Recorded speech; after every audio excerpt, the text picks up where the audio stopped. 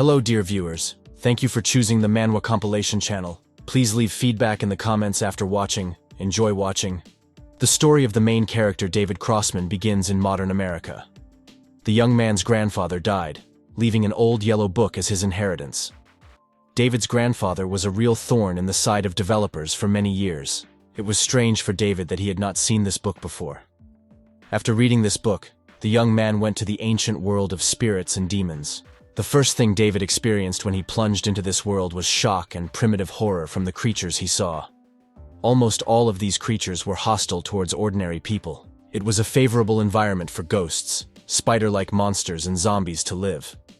The first one who caught the eye of the main character was a blue-skinned demon, whom the young man had to hunt. There was another demon who looked no less creepy, as if he had been plucked from the darkest corners of hell. His sharp fangs protruded like sharp blades from his open mouth, ready to tear apart all hope of light. The eyes sparkled with greed and thirst, like two fiery coals penetrating into the very depths of the soul. The other monster was the embodiment of darkness itself, as if the darkness had merged with its own appearance. His face seemed like a monstrous combination of nightmare and reality.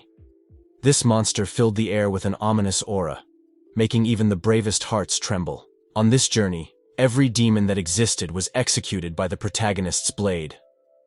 The bestial cries of the demons faded into the darkness as the young man's sword made its just move, and in each of these battles with the forces of darkness, a bright victory was born. For the world of darkness, the main character was an executioner and swordsman, being essentially a spiritualist and Taoist. Grandfather's wisdom paved the way forward, and David, as the keeper of this knowledge, boldly stood guard over the light in the very darkness. While fighting monsters, the young man drew his strength from a mysterious yellow book. Its pages were covered with ancient runes and strange symbols, like a bridge between worlds. With every turn of the page, the wisdom of his ancestors awakened, filling his soul with incredible strength. The main character has already had 72 transformations, and each transformation was a phenomenon that could shake the earth. Each stage of these metamorphoses brought with it a flow of unimaginable energy, and nature itself trembled in its presence. David's gaze sparkled with determination and confidence. All these changes turned the young man into an invincible force of nature, capable of changing the course of events even in the darkest. Only after the main character executed hundreds of demons did he look around the area, and only after this did the young man realize what had happened. The world had not changed for the better. Everything was still in the darkness of human vices. Material values dominated this world, devaluing souls and hearts. Everything that he overcame was only the beginning of long and painful suffering in this endless hell, full of death and demons. His fate continued to reveal its dark secrets to him in this endless hell, where every step was a test of will and fortitude. Let's return from the world of darkness to the world of modernity. They handed David several bills. The sum was negligible in comparison with the family value, which now did not belong to him. The man holding this amount in his hand felt awkward himself. He lowered his eyes guiltily, explaining that the money for demolishing the house is divided among everyone. The people who shared the already small amount with the young man were the uncle and aunt of the main character. In his youth, David lost his father and was raised by his grandfather. The building that was to be demolished belonged to the recently deceased grandfather of the main character. The young man came here to look at the house where he spent his youth for the last time. In the eyes of developers, the grandfather was a thorn, but in the eyes of many, he was a keeper of values, a guardian of what should not be lost in the whirlwind of urban progress. His ancient house, surrounded by history and the secrets of nature, stood as the last bastion against endless construction work, refusing to give way to concrete and glass. When my grandfather passed away, the developers immediately flocked like kites, anticipating easy prey.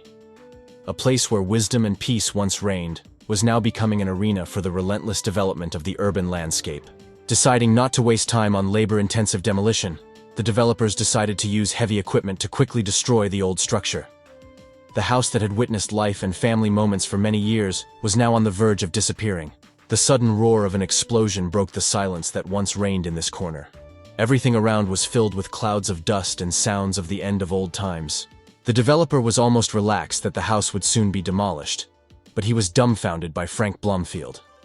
As it turned out, someone decided to set off firecrackers over his head. Angry people with shovels and posters approached the house. The crazy relatives brought with them the body of the deceased owner of the house.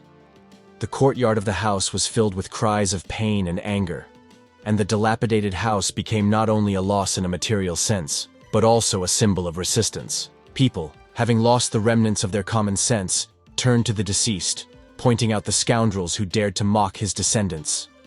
Relatives called on the soul of the deceased owner to join their resistance, hoping that even in death he would be able to contribute to the fight for justice and preservation of the heritage. The chief of the developers did not understand what was happening. His plans for easy prey were crumbling, because now he would have to somehow resolve the conflict with numerous relatives of the previous owner of the house.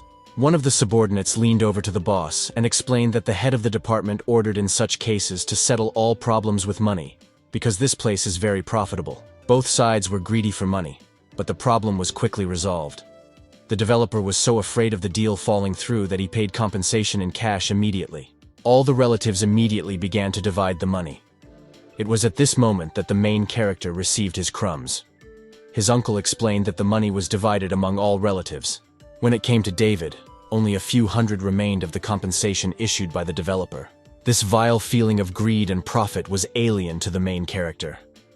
Looking straight into the impudent, shameless eyes of his uncle and aunt, the young man refused these meager payments. His grandfather always took care of David, and now, looking at his relatives fighting over money, the young man decided to simply distance himself from them, because he initially did not lay claim to anything. The guy said that he would take something from the house and leave quietly. His relatives looked at him silently, frozen in surprise. The next moment they burst out laughing, agreeing with pleasure to this decision. David entered the open door of a dilapidated house. The joyful relatives outside were already sharing their plans for the evening with each other. The young man looked around. As it turned out, they also took everything out of the house, leaving only some old furniture. Suddenly, the young man's gaze stopped at a small book lying lonely on the shelf of an old bookcase. The cover of the book was yellow, like the sun hidden in the dusty corners of time. David, not really counting on anything, took the book from the shelf. This heirloom item may have held the key to secrets of the past and solutions to current adversities. While the young man was looking at the book, construction equipment had already approached the house, and the workers had begun to complete the task assigned to them. Taking the book, David left the room. The main character recalled how he grew up in that house. Every corner there was familiar to him. The young man knew everything about it. That is why the guy could not understand how it happened that he was seeing this book for the first time. Perhaps this mysterious book was lost in the hidden corners of his mind, and now, at the moment of testing, it appeared to him like a messenger of fate. The more David read, the more fascinated he was by the contents of the book. On one of the pages, the grandfather told how a winding path leads to a secluded place where the forbidden water of wisdom flows. There the wind howls and a thick fog spreads, descending to the ground with the prayers of a clear sky and the rain rushing after them. The next page struck the young man's imagination. Grandfather talked about 72 techniques for transforming the earth from Taoist practices. David turned the page and discovered techniques for transforming afflictions and demons. They were also referred to as the same 72 techniques. This was one of the main techniques of Luke Becker, known as the Monkey King. The illustration for the page was an image of a demon. From what he saw, the young man concluded that, most likely, the entire book is dedicated to spirits and demons. The last pages of the book turned out to be completely empty, and this seemed strange and nonsensical to the young man. Suddenly the room was filled with some unclear sounds. The sound gradually increased. Music in incomprehensible high tones poured into the ears of the main character. It was like opera singing. The sound was so piercing that the young man clutched his head in despair. David seemed to be on the verge between reality and the other world. His head filled with heaviness, like lead, as he tried to cope with this attack of sounds that seemed to be more than just an auditory impact. How long this lasted is unknown. The guy leaned his elbows on the table to avoid falling. He literally lost track of time. But finally everything died down, and the room was filled with ringing silence again.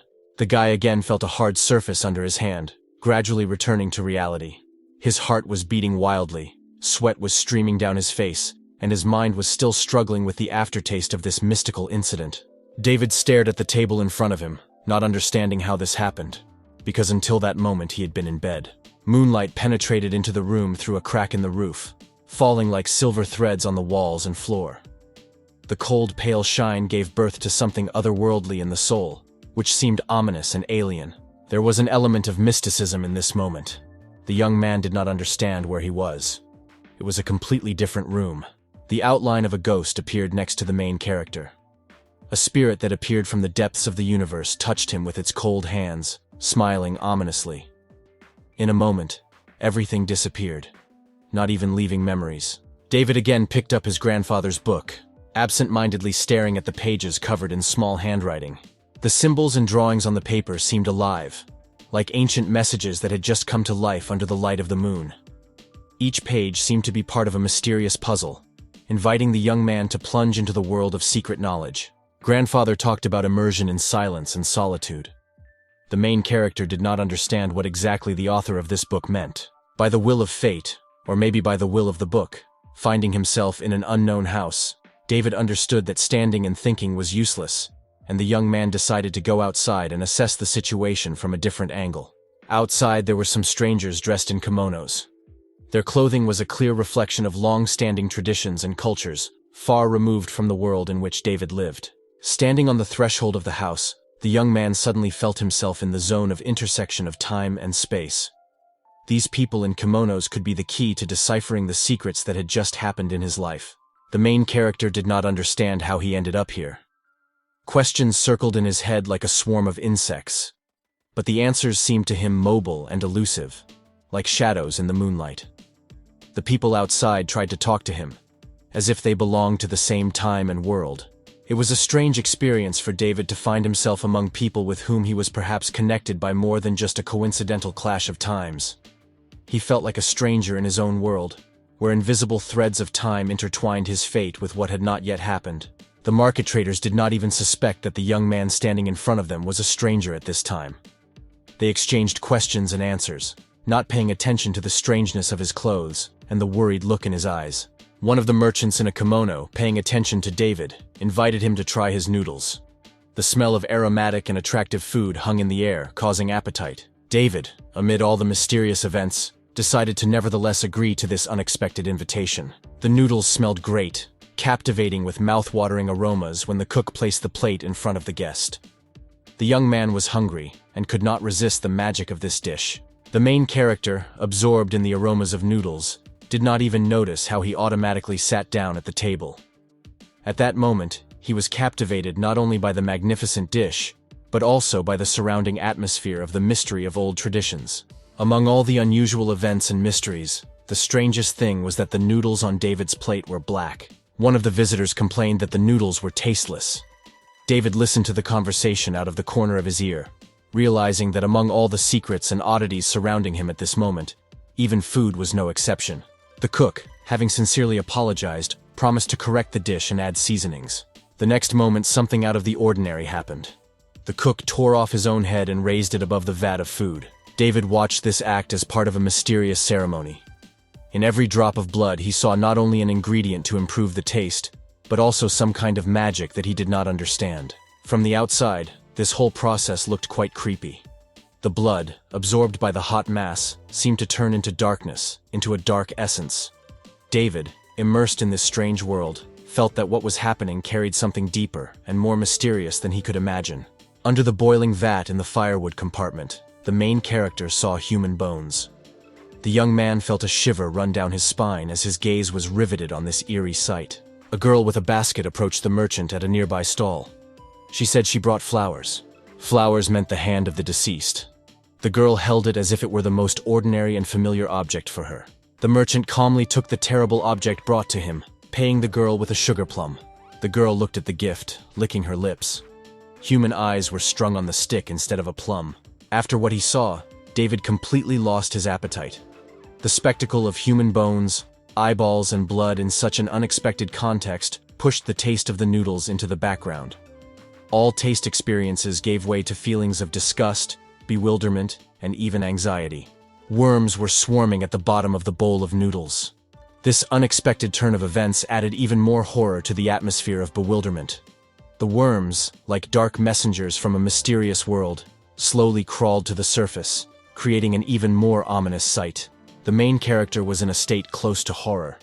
In front of him was not a night market, as it seemed at first glance. It was a real ghost market, An atmosphere of incomprehensible whispers and rustles reigned around, as if the space itself was filled with the spirits of the past. Around every corner there could be a new terrible appearance of this mystical place. There were few lights ahead. The young man assumed that he was at the end of it. In any case, he urgently needed to escape from here. Depressed by the gloomy atmosphere and strange events, he looked for a way out of here with his eyes. Before David had time to figure out how to get out of here as quickly as possible, someone's strong hand fell on his shoulder.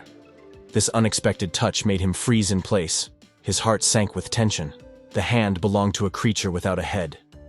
He held his head in his other hand. The creature asked the young man if he was a guest. The young man felt a chill run down his spine at the sight of this dark and wild scene. The severed head stared at the main character with eerie eyes. A terrible stench came from the ghost's mouth. The ghost reminded that the guy did not pay for the noodles he ordered. David felt cold sweat permeate his body.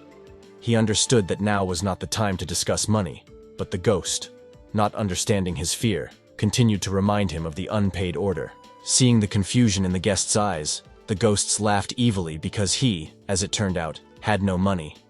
For David, this laughter was an echo of the nightmare that had befallen him. The young man felt completely helpless in front of these ghostly creatures, whose laughter sounded in his ears like a curse. The cook did not back down, now offering the main character to pay in another way. His voice sounded firm and insistent, and his gaze was so piercing that it seemed to penetrate David's very soul. The main character was overwhelmed with a feeling of horror. The guy didn't understand what they meant by the word payoff. Thoughts were spinning in his head, one more terrible than the other. He plunged into a bottomless abyss of fear and despair.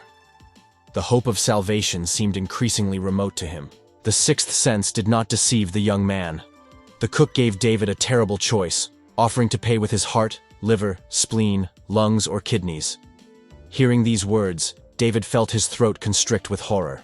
He found himself in the very center of a nightmare. Another ghost, licking its lips, looked at the guest, hinting that the guy's eyes were very appetizing.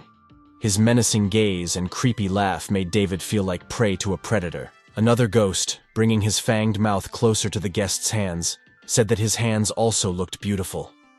This new threat made David even more tense. He felt adrenaline begin to pump through his veins. David trembled with fear, realizing what kind of mess he had gotten himself into. The terrible creatures did not hide their desire to tear the young man apart. The looks of these ghosts were so creepy that he felt shivers running down his spine. And who knows what would have happened to the main character if the savior had not come to him. An old man approached the crowd of ghosts, demanding to give him way. His appearance was like a ray of light in the darkness. David felt hope rise again in his heart. This old man was his salvation, his last thread that kept him from the consuming darkness of this ghostly world. The stranger handed the cook a wad of money, assuring that this should be enough. The cook took the pack with disbelief, but his face lit up with satisfaction. Seeing that they had received their reward, the ghosts slowly began to disperse. Before the ghosts came to their senses, the old man grabbed David by the hand and dragged him away from this terrible place. The main character felt his heart beating in unison with every step they took, leaving the dark crowd of ghosts. The young man did not understand what was happening. Meanwhile, the stranger persistently pulled him away from the lair of evil spirits. They walked in silence, but in their every movement there was a deep connection, understanding, and gratitude. David understood that this old man was not just his savior. This meeting would change his life forever. The ghosts looked after those leaving in confusion, making no attempt to pursue them. Their dark figures stood in grim silence, as if they themselves were stunned by how quickly and unexpectedly events had turned out. Having moved to a safe distance, the main character turned back. The spirits were no longer visible. Everything that was left behind absorbed his gaze in its dark abyss, as if hiding in anticipation of the next victim. David breathed a sigh of relief, realizing that he was now free from the horrors that confronted him only a moment ago. This meeting with the world of ghosts will remain in his memory as a nightmare from which he was happy to wake up. The old man looked reproachfully at the young man he had saved. No trick was visible in the stranger's eyes. David felt his heart clench that he might have caused distrust or disappointment in this kind man who had come to the rescue at the most needed moment. Making sure that they were no longer in danger, the old man pulled out a stick and hit the young man. The stranger could not understand what prompted this naive guy to come to the ghost market. David staggered back, astonished and dismayed. The young man realized that he had now become an object of interest not only for ghosts, but also for this strange old man. The man was indignant, because if he had not appeared on time, these undead would have gutted the poor fellow, and the bones would have been used to fuel the furnaces. David himself understood that he was lost in a dangerous world about which he knew nothing. He nodded, admitting his mistake. After a moment, the main character finally realized who his savior really was. The young man thanked the venerable Taoist for saving his life, but in response, the Taoist said that empty words were of no use to him. The main character was slightly embarrassed, realizing that the old man was right. Gratitude in words is just an empty phrase if not accompanied by actions and true awareness. Therefore, David took the old man's answer literally, implying that he would have to pay, one way or another. The young man followed the departing sage, but the man reassured him that he did not intend to take payment for salvation, but did not drive away his fellow traveler. Not understanding what to do next, follow the sage or go further on his own, David froze in place. But the man immediately said that staying in this place was not the best solution, because at any moment ghosts could arrive at the smell of a living person. The main character himself understood this, but the problem was that he had nowhere to go, and he directly told his savior about it. The old man, without thinking for a long time, called the young man to follow him. As they say, if you undertake to save, save to the end. David agreed to follow the man, knowing that he was under the protection and guidance of someone who knew these places better than him. The Taoist said that once there was a thriving market in this place, but one day a disaster befell it. During this, riots began, which caused panic and chaos among the residents, and then the troops arrived. After 3 clashes, the living left this place, and since then, only ghosts have been roaming here. David almost felt the full weight of this story, realizing that he was now part of this dark world. During the conversation, the young man did not notice how they approached a small building. The Taoist invited his companion to come inside. There were skeletons lying inside the room, but the old man assured that there was no need to be afraid of them. These bones were no longer interested in living ones. Along with this, a strange atmosphere of peace reigned here, as if time stood still here, leaving only a moment of eternity.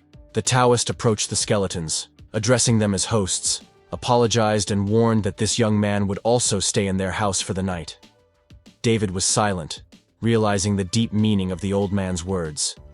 These skeletons were not a cause of fear, but rather a source of respect and reverence for past generations. Noticing that David was again frozen in bewilderment, the old man said not to stand there like an idol, but to help him lay out the couch and get ready for bed. Ghosts froze in the air right above the skeletons, and David again felt a trembling passing through his body. He was surprised that the old man did not pay attention to them, either did not see them, or was already accustomed to such a sight. The young man decided not to pay attention to the ghosts and concentrate on his thoughts. He realized that this could be another test of his courage and determination, and he decided not to let fear take over. Having settled down on the bedspread, the interlocutors finally decided to get to know each other better. The old man explained that his Taoist name was a secret that he could not reveal. His worldly name is Elbert, so a young man can address him as Taoist Elbert. The main character also said his name, David. The old man took out a long bundle and sighed tiredly. Taking out a sword from the package, Elbert explained that the world is a turbulent place now, and since they were under the same roof, he was forced to say something unpleasant. The very first thing the old man did was warn him that he was a tramp and had nothing valuable on him. After these words, Elbert's gaze took on a stern expression. What he was going to say next was much more serious. The second thing the man said was that this sword had been his long-term companion, having seen no less human blood than the blood of monsters. David assured his companion that he was not the kind of person who harbored evil intentions in his heart. Morning has come. David woke up in the complete silence of this small, secluded space, surrounded by hazy prospects. In this world, plunged into darkness, not even the sun was visible. The main character slept soundly all night, only now feeling how his whole body ached from the hard straw lounger. Last night began to come back to his memory. A conversation with a Taoist, strange ghosts over the skeletons, a mysterious place where they were. Looking around, the young man realized that he was alone in the house. Silence enveloped every corner like a thick veil. The next step was to decide what to do next. The Taoist disappeared, and David was left alone in this mysterious place. He wondered where to go and what to look for next. All this was very strange. The old man disappeared somewhere, and the bones also disappeared without a trace. David felt mixed feelings of bewilderment and anxiety. Questions swirled in his head, but one of them was the most urgent: what to do next. Leaving the house, David finally noticed Elbert. The man was just finishing the burial of the dead. Their gazes met, and David felt relieved to see a familiar face after all the strange events that happened at night. Putting the shovel aside, the old man folded his hands in front of him and began to read a prayer, addressing the sublime beings of the 10 directions, the number of which is like grains of sand, transforming the worlds, saving all beings of heaven and man. David stood nearby, listening to the prayer, and felt peace slowly envelop him too. In his prayer, Elbert asked the exalted beings to unite their good deeds to save the world with their united voice. At this moment, the souls of the deceased mother and child looked with gratitude at the Taoist praying for them. David looked at these peaceful souls, mentally wishing them eternal well-being. The young man's heart was filled with warmth and compassion. The looks of the deceased seemed calm and peaceful to him, as if they had already found their way to another world. The old man noticed that the young man was looking at a certain place, exactly where the souls of the deceased ascended into the heavens above the graves. Elbert asked David if he could see these souls. The young man answered in the affirmative. Little did he know that he had a gift that came with the responsibility of helping and supporting those outside of our world. The next question that interested the old man was where this guy came from and where he was going. The main character thought, because he couldn't tell where he came from in this world. But he himself didn't know about the path. The young man still had his grandfather's yellow book with him, and it was in it that he hoped to find answers. Not knowing what to answer, David asked the old man a counter-question: where he was going. The old man did not hide it when he said that he was heading to Greenwell. The suburb of Greenwell was a very modest place with rickety houses, many of which stood as lonely wastelands. The nature around was wild and clumsy, as if it had forgotten that it had to obey the human presence. Innkeeper Rupert Swan and his wife anxiously peered into the distance. It was pouring like buckets outside. Their son should have returned home a long time ago. The parents' hearts filled with anxiety as the minutes of waiting turned into hours. Along with the anticipation, anxiety grew, as if something sinister was lurking in the darkness of this raging downpour. Less than half an hour passed when the door to the house opened and the son entered. Drops of rain dripped from his clothes, falling to the floor. A girl stood in the doorway behind her son. The parents did not immediately notice her, and only now asked who it was. The girl timidly entered the house and began to talk about herself. She is from Denver. Her husband died early, and they had no children. The father-in-law and mother-in-law did not tolerate the girl in their house and kicked her out. The girl's parents also died. She was heading to her aunt, but then it turned out that her aunt had also died. The girl could not hold back the tears that flowed from her eyes, just like the rain outside the window. In a trembling voice, the girl asked to be kind to her and allow her to stay overnight for just one night. Miss Swan was a very sensitive woman. She hugged the crying girl and said that they were just going to have dinner and offered to join them. After dinner, the hostess thanked the guest for her help with the dishes and laundry, but the girl replied that she should thank her for sheltering her. Noticing that the guest was also an expert in sewing, Miss Swan said that the parents of her late husband were real fools, since they kicked out such a skilled beauty. The woman admitted that she would dream of having such a daughter. The girl smiled embarrassedly, answering that if her uncle and aunt don't mind, then she will be happy too. The young people immediately got married. The parents hastily decorated the room and sent the newly made husband and wife there. As they say, the world was not calm, and ordinary people were not picky. Having sat down on the marriage bed, the young husband began to wait for his wife. His heart was pounding with excitement, and his thoughts were full of anticipation and joy.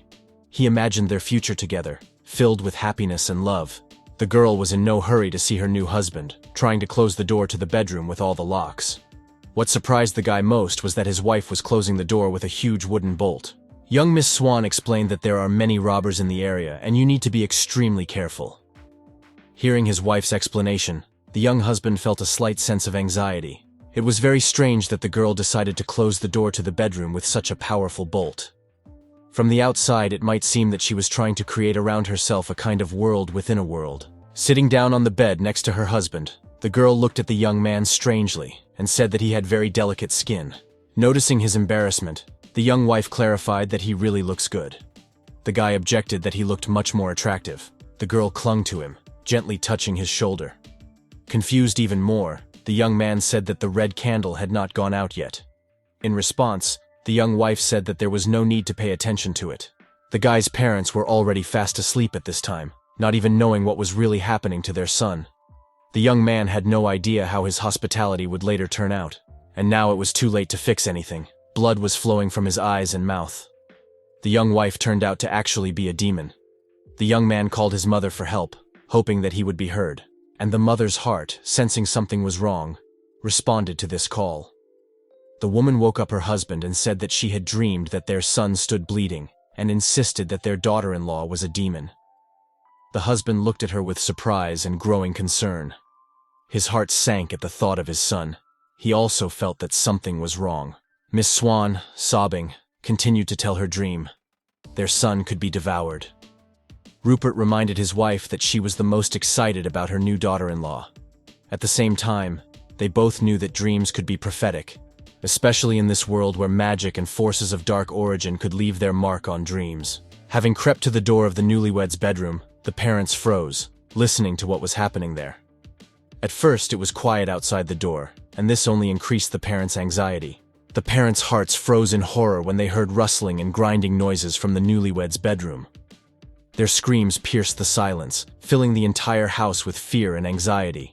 Without hesitation, they rushed to the door, wanting to enter and find out what was happening to their son and his wife. But the door, reinforced with a powerful bolt, did not budge. The young man did not respond to his parents' cries. Realizing that they could not cope alone, Miss Swan rushed to the door to call her neighbors for help. Her heart was beating so hard that it seemed ready to jump out of her chest out of fear and anxiety for her son. The neighbors who arrived to help acted quickly and decisively. They gathered near the door, realizing the seriousness of the situation, and unanimously decided to break down the door and rush inside to help the family. When the door finally collapsed under everyone's efforts, a terrible picture appeared before the people. Everything in the room was scattered, no one was visible inside, and only bloody marks on the bed indicated that there had been a struggle. The hearts of the people sank with horror and anxiety when this terrible sight was revealed to them. They were ready to protect their neighbors from any threat that might come from the demon that broke into their home. What people saw a little further away shocked them. A gnawed skeleton lay next to the bed. People froze in horror. Cold sweat flowed down their faces when they realized that they were faced not only with a demon, but also with his cruelty, capable of destroying human life mercilessly and recklessly. Hiding behind the curtain, the demon ate what was left of the poor young man. The monster's eyes glowed in the darkness with red fire and rage. The demon was not frightened off by the people who burst into the room. He continued his dirty work. Miss Swan was on the verge of madness. She looked with horror in her eyes at the skull of her beloved son, unable to utter a word. The woman no longer cared what would happen to her. At that moment she felt that she died with her son. Worries about her own fate faded into the background before the painful awareness of loss and helplessness in the face of this horror. The hopelessness of the situation forced the neighbors to rush around the room in panic, not knowing how to cope with the threat that had manifested itself in front of them.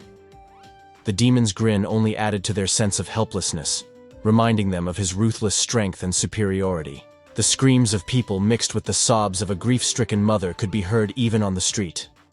The news of a man's death at the hands of a demon spread through the village like lightning, causing shock and horror in the hearts of every resident. Fear took over the minds of the people, their hopelessness intensifying as they realized that this horror was among them, ready to attack at any moment. In the morning, when the first rays of the sun were breaking through the clouds, the main character and his teacher, Albert, finally reached Greenwell. Having already entered the city, the old man handed the young man a piece of paper, explaining that he would definitely need it. The paper turned out to be a document with an official seal. The name Stephen Donovan was written into the document, and the main character asked the teacher who he was and where he was now. Albert replied that Stephen was his eldest student, and in fact, now David's brother. The old man replied that Stephen had been eaten by a demon. Stephen was not just his student, but a close friend and colleague. And now his name has become part of the list of victims of the terrible demon. At the city gate, the guard examined the protagonist's things, saying that the luggage was in order, and there were no problems. When the travelers were about to open the door, the guard shouted, That entry is prohibited. The man held out a bowl of some liquid and offered me a drink. David asked what it was, but the guard barked at the young man not to talk, but to do what he was told. Albert took a sip from the bowl, explaining to the young man that it was just water and flour. The guard noticed that the Taoist really had skills and said that he would do well to look at the notice board. On the wall, among other papers, was a picture of a blue-skinned demon. The advertisement said that capable and wise people were wanted to help this district in destroying evil spirits outside the city. A generous reward will be provided for a successfully completed task. David remembered that he had already seen this demon in his grandfather's book. The travelers stopped at a small hotel. From the windows of the room there was a view of a quiet alley lined with trees, whose branches gently swayed in the light breeze. The air was permeated with freshness after the night rains, and the atmosphere of calm and tranquility created a feeling of peace and security. The main character sat down at a table in a tavern while the teacher went to buy wine. The young man did not even notice how a month had passed since his first meeting with Albert. Left alone, David took out his grandfather's book and opened it to the page where there was an image of a demon. The monster had acquired color and now looked exactly like it did on that ad. The young man's heart began to beat faster when he realized that this monster could now become a real threat, and not just a picture from a book. David intently peered at every feature in the image of the demon. His thoughts began to penetrate to the very depths. He thought about various strategies and methods that could help him fight this terrible creature. This thought pierced David like lightning. He knew that fighting the demon not only meant protecting his world from evil, but could also shed light on his own destiny. Meanwhile, the innkeeper brought food to the travelers, warning that it was hot. Pouring wine into a glass, Albert explained that you should only use the wine you actually brought, because to honor your ancestors, you need only the best. The teacher pushed a glass to the young man, offering to drink to the spirit of his ancestors. He also placed a small figurine on the table nearby. David asked the master why he bows not only to his ancestor, but also to this talisman. Albert said that this was a protective talisman from his mentor from the Endless Landscape sect, and he should bow to him too. After paying tribute to the ancestors, the teacher said that now we could start eating. The young man noticed another oddity. The old man always pours the wine back into a bottle made from a young pumpkin, and he himself only drinks cheap wine bought on the street. Albert inhaled from the glass, admiring the wonderful aroma. Spurred by curiosity, the young man could not stand it, and asked the old man why he could not drink the wine right away, instead of this strange ritual. Albert did not answer, saying only that the guy simply did not understand anything. While slowly sipping the wine, the teacher explained that only after enjoying the aroma can one enjoy the drink. Even one glass is equal to the whole bottle drunk. Having finished the ritual, the old man said that while he was going to buy wine, he heard something. There are only 2 jobs in this city. One of these works is in the house of Taylor Austin in the north, which is rumored to have problems with ghosts. The teacher said that while passing by, he determined that there was a simple problem with a dead man. This is where they will go. David asked the teacher why there was such urgency. The teacher looked at his student in surprise and asked, "What is the most important thing in the world?" Looking at the old man, the young man thought, "They have been traveling together for a month.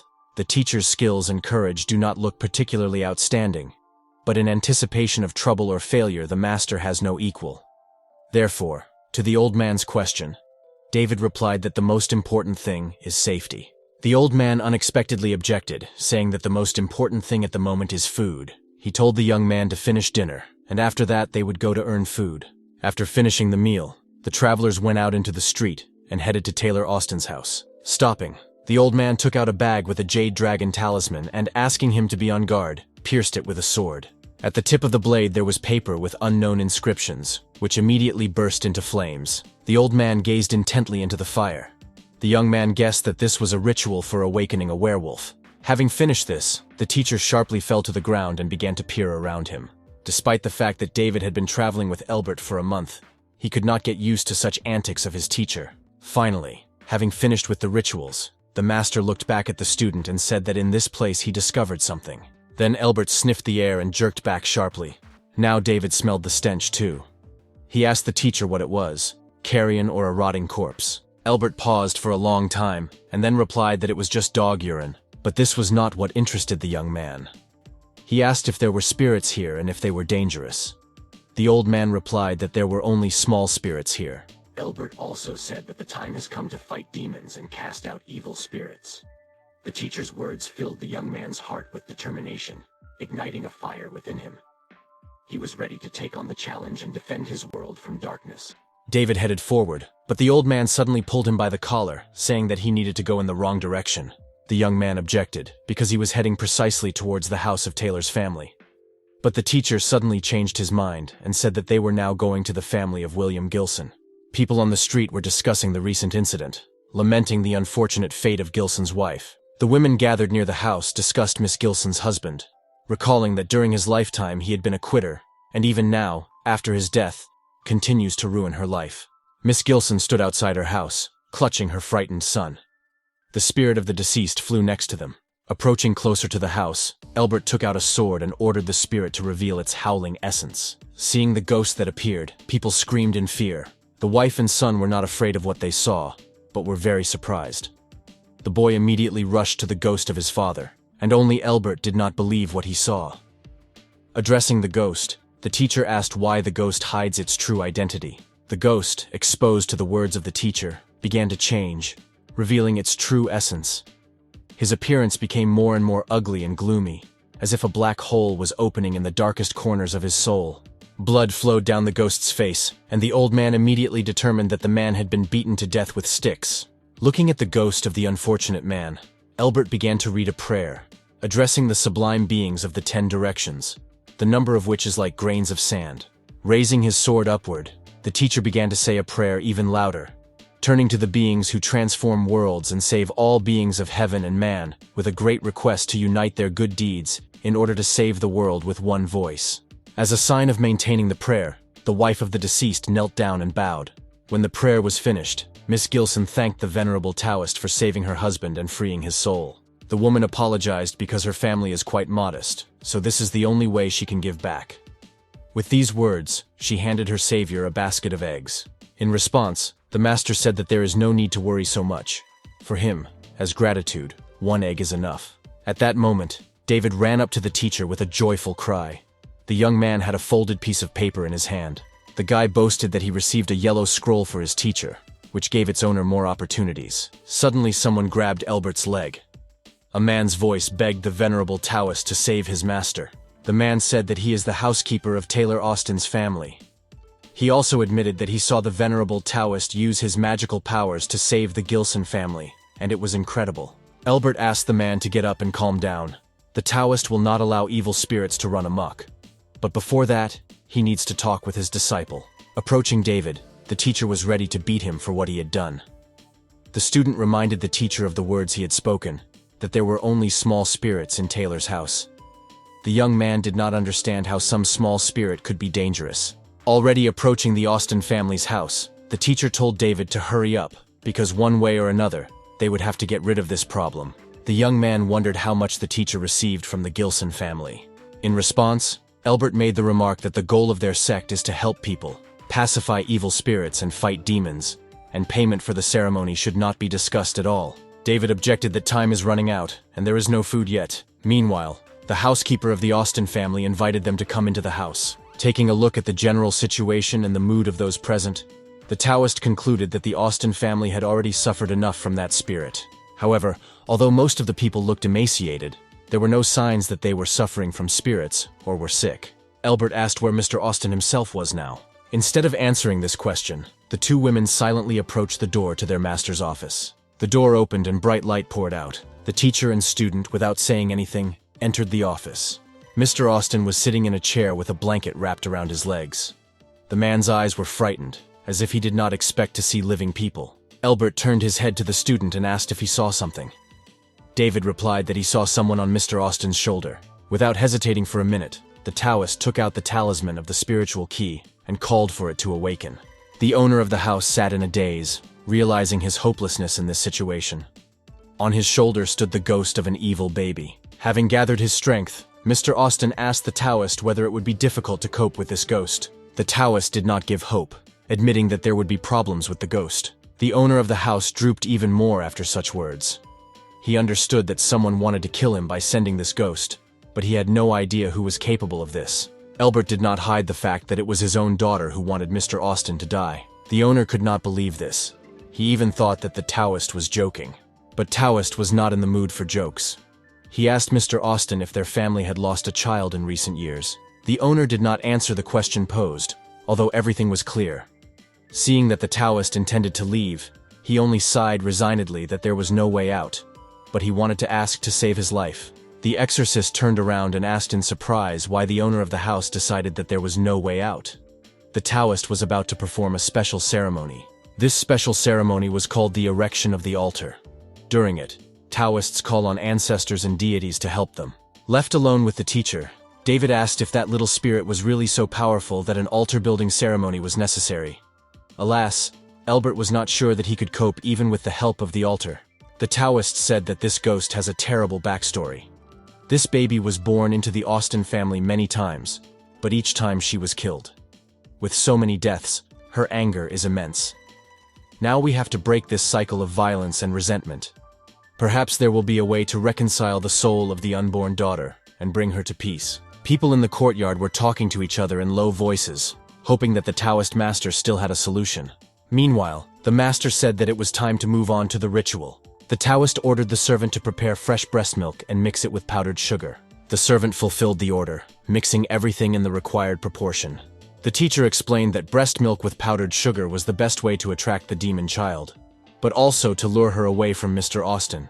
Looking at the house, David asked what was happening to the owner. Austin was sitting on a chair outside. His eyes were closed. The teacher explained that everything was fine and there was no need to wake the man. The main character was very worried, because this little demon looked different from everyone else. The young man hoped that everything would go as it should. The Taoist began the ritual with a prayer to God and the 5 venerable primordial supreme spirits. Without taking his eyes off the ghostly baby, the master continued to pray, now turning to the 5 elders, who indicate fate and from whom it is impossible to hide. In the end, the baby could not stand it and got off his owner's shoulder. The ghost was nevertheless attracted by the delicacy left for him. The master and student watched with sadness as the demonic child ate. Having finished eating, the ghost licked his lips contentedly.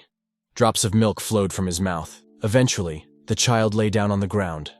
From the outside, it might seem that the ghost fell asleep. Albert and David exchanged glances, warily assessing the situation.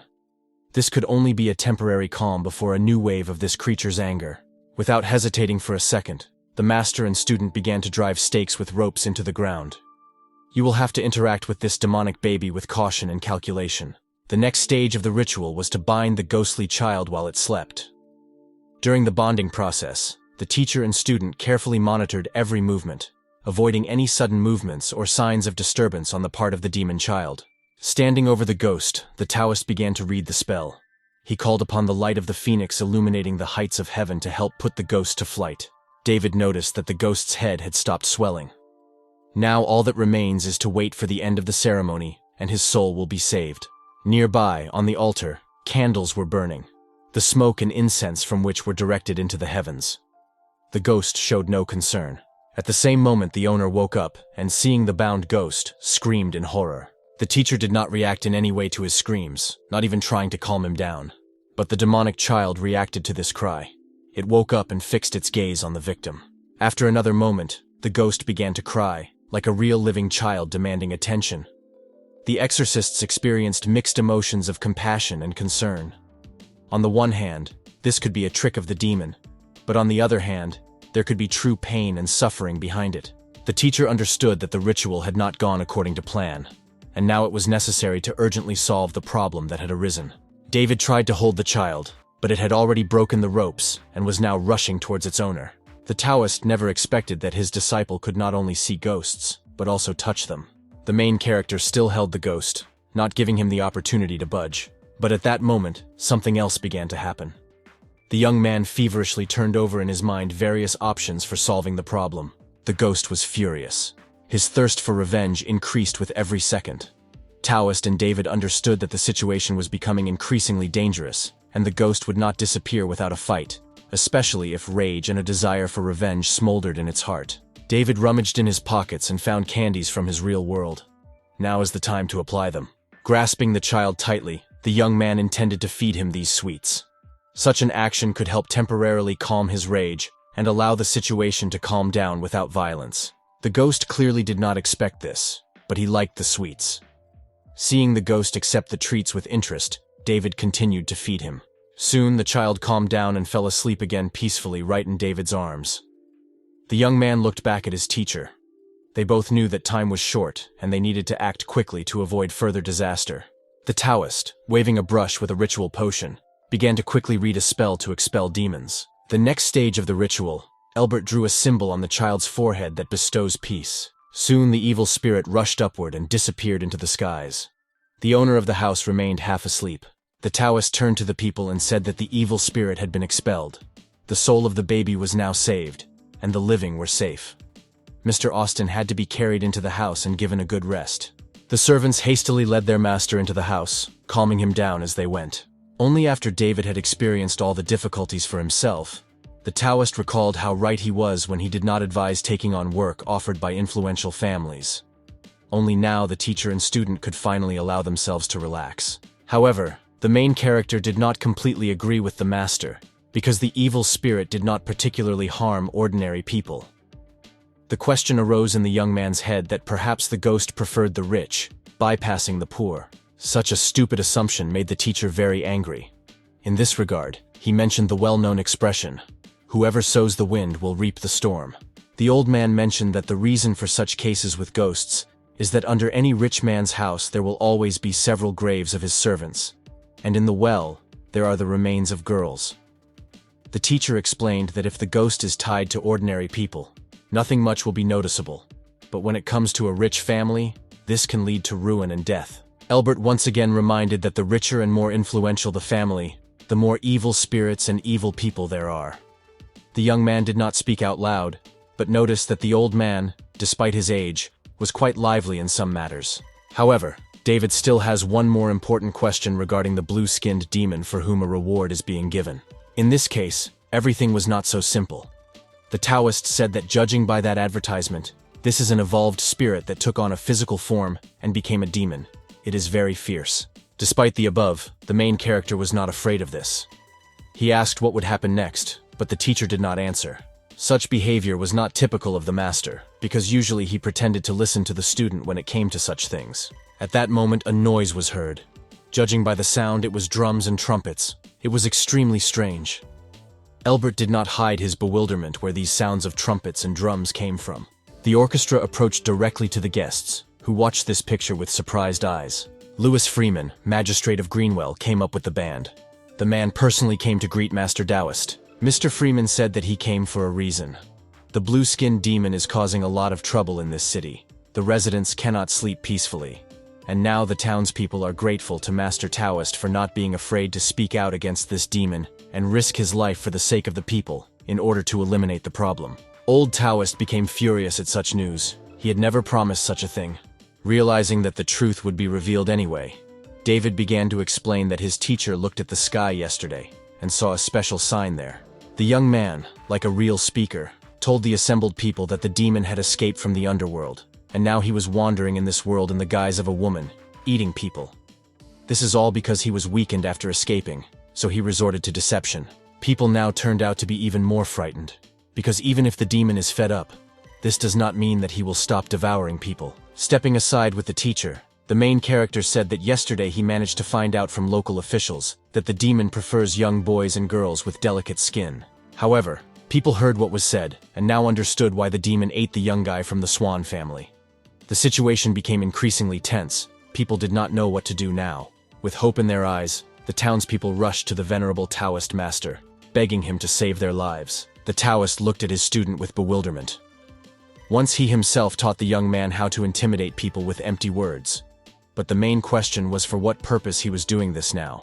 Trying to smooth things over, the main character explained that his teacher was a real Taoist master from the Endless Landscape sect.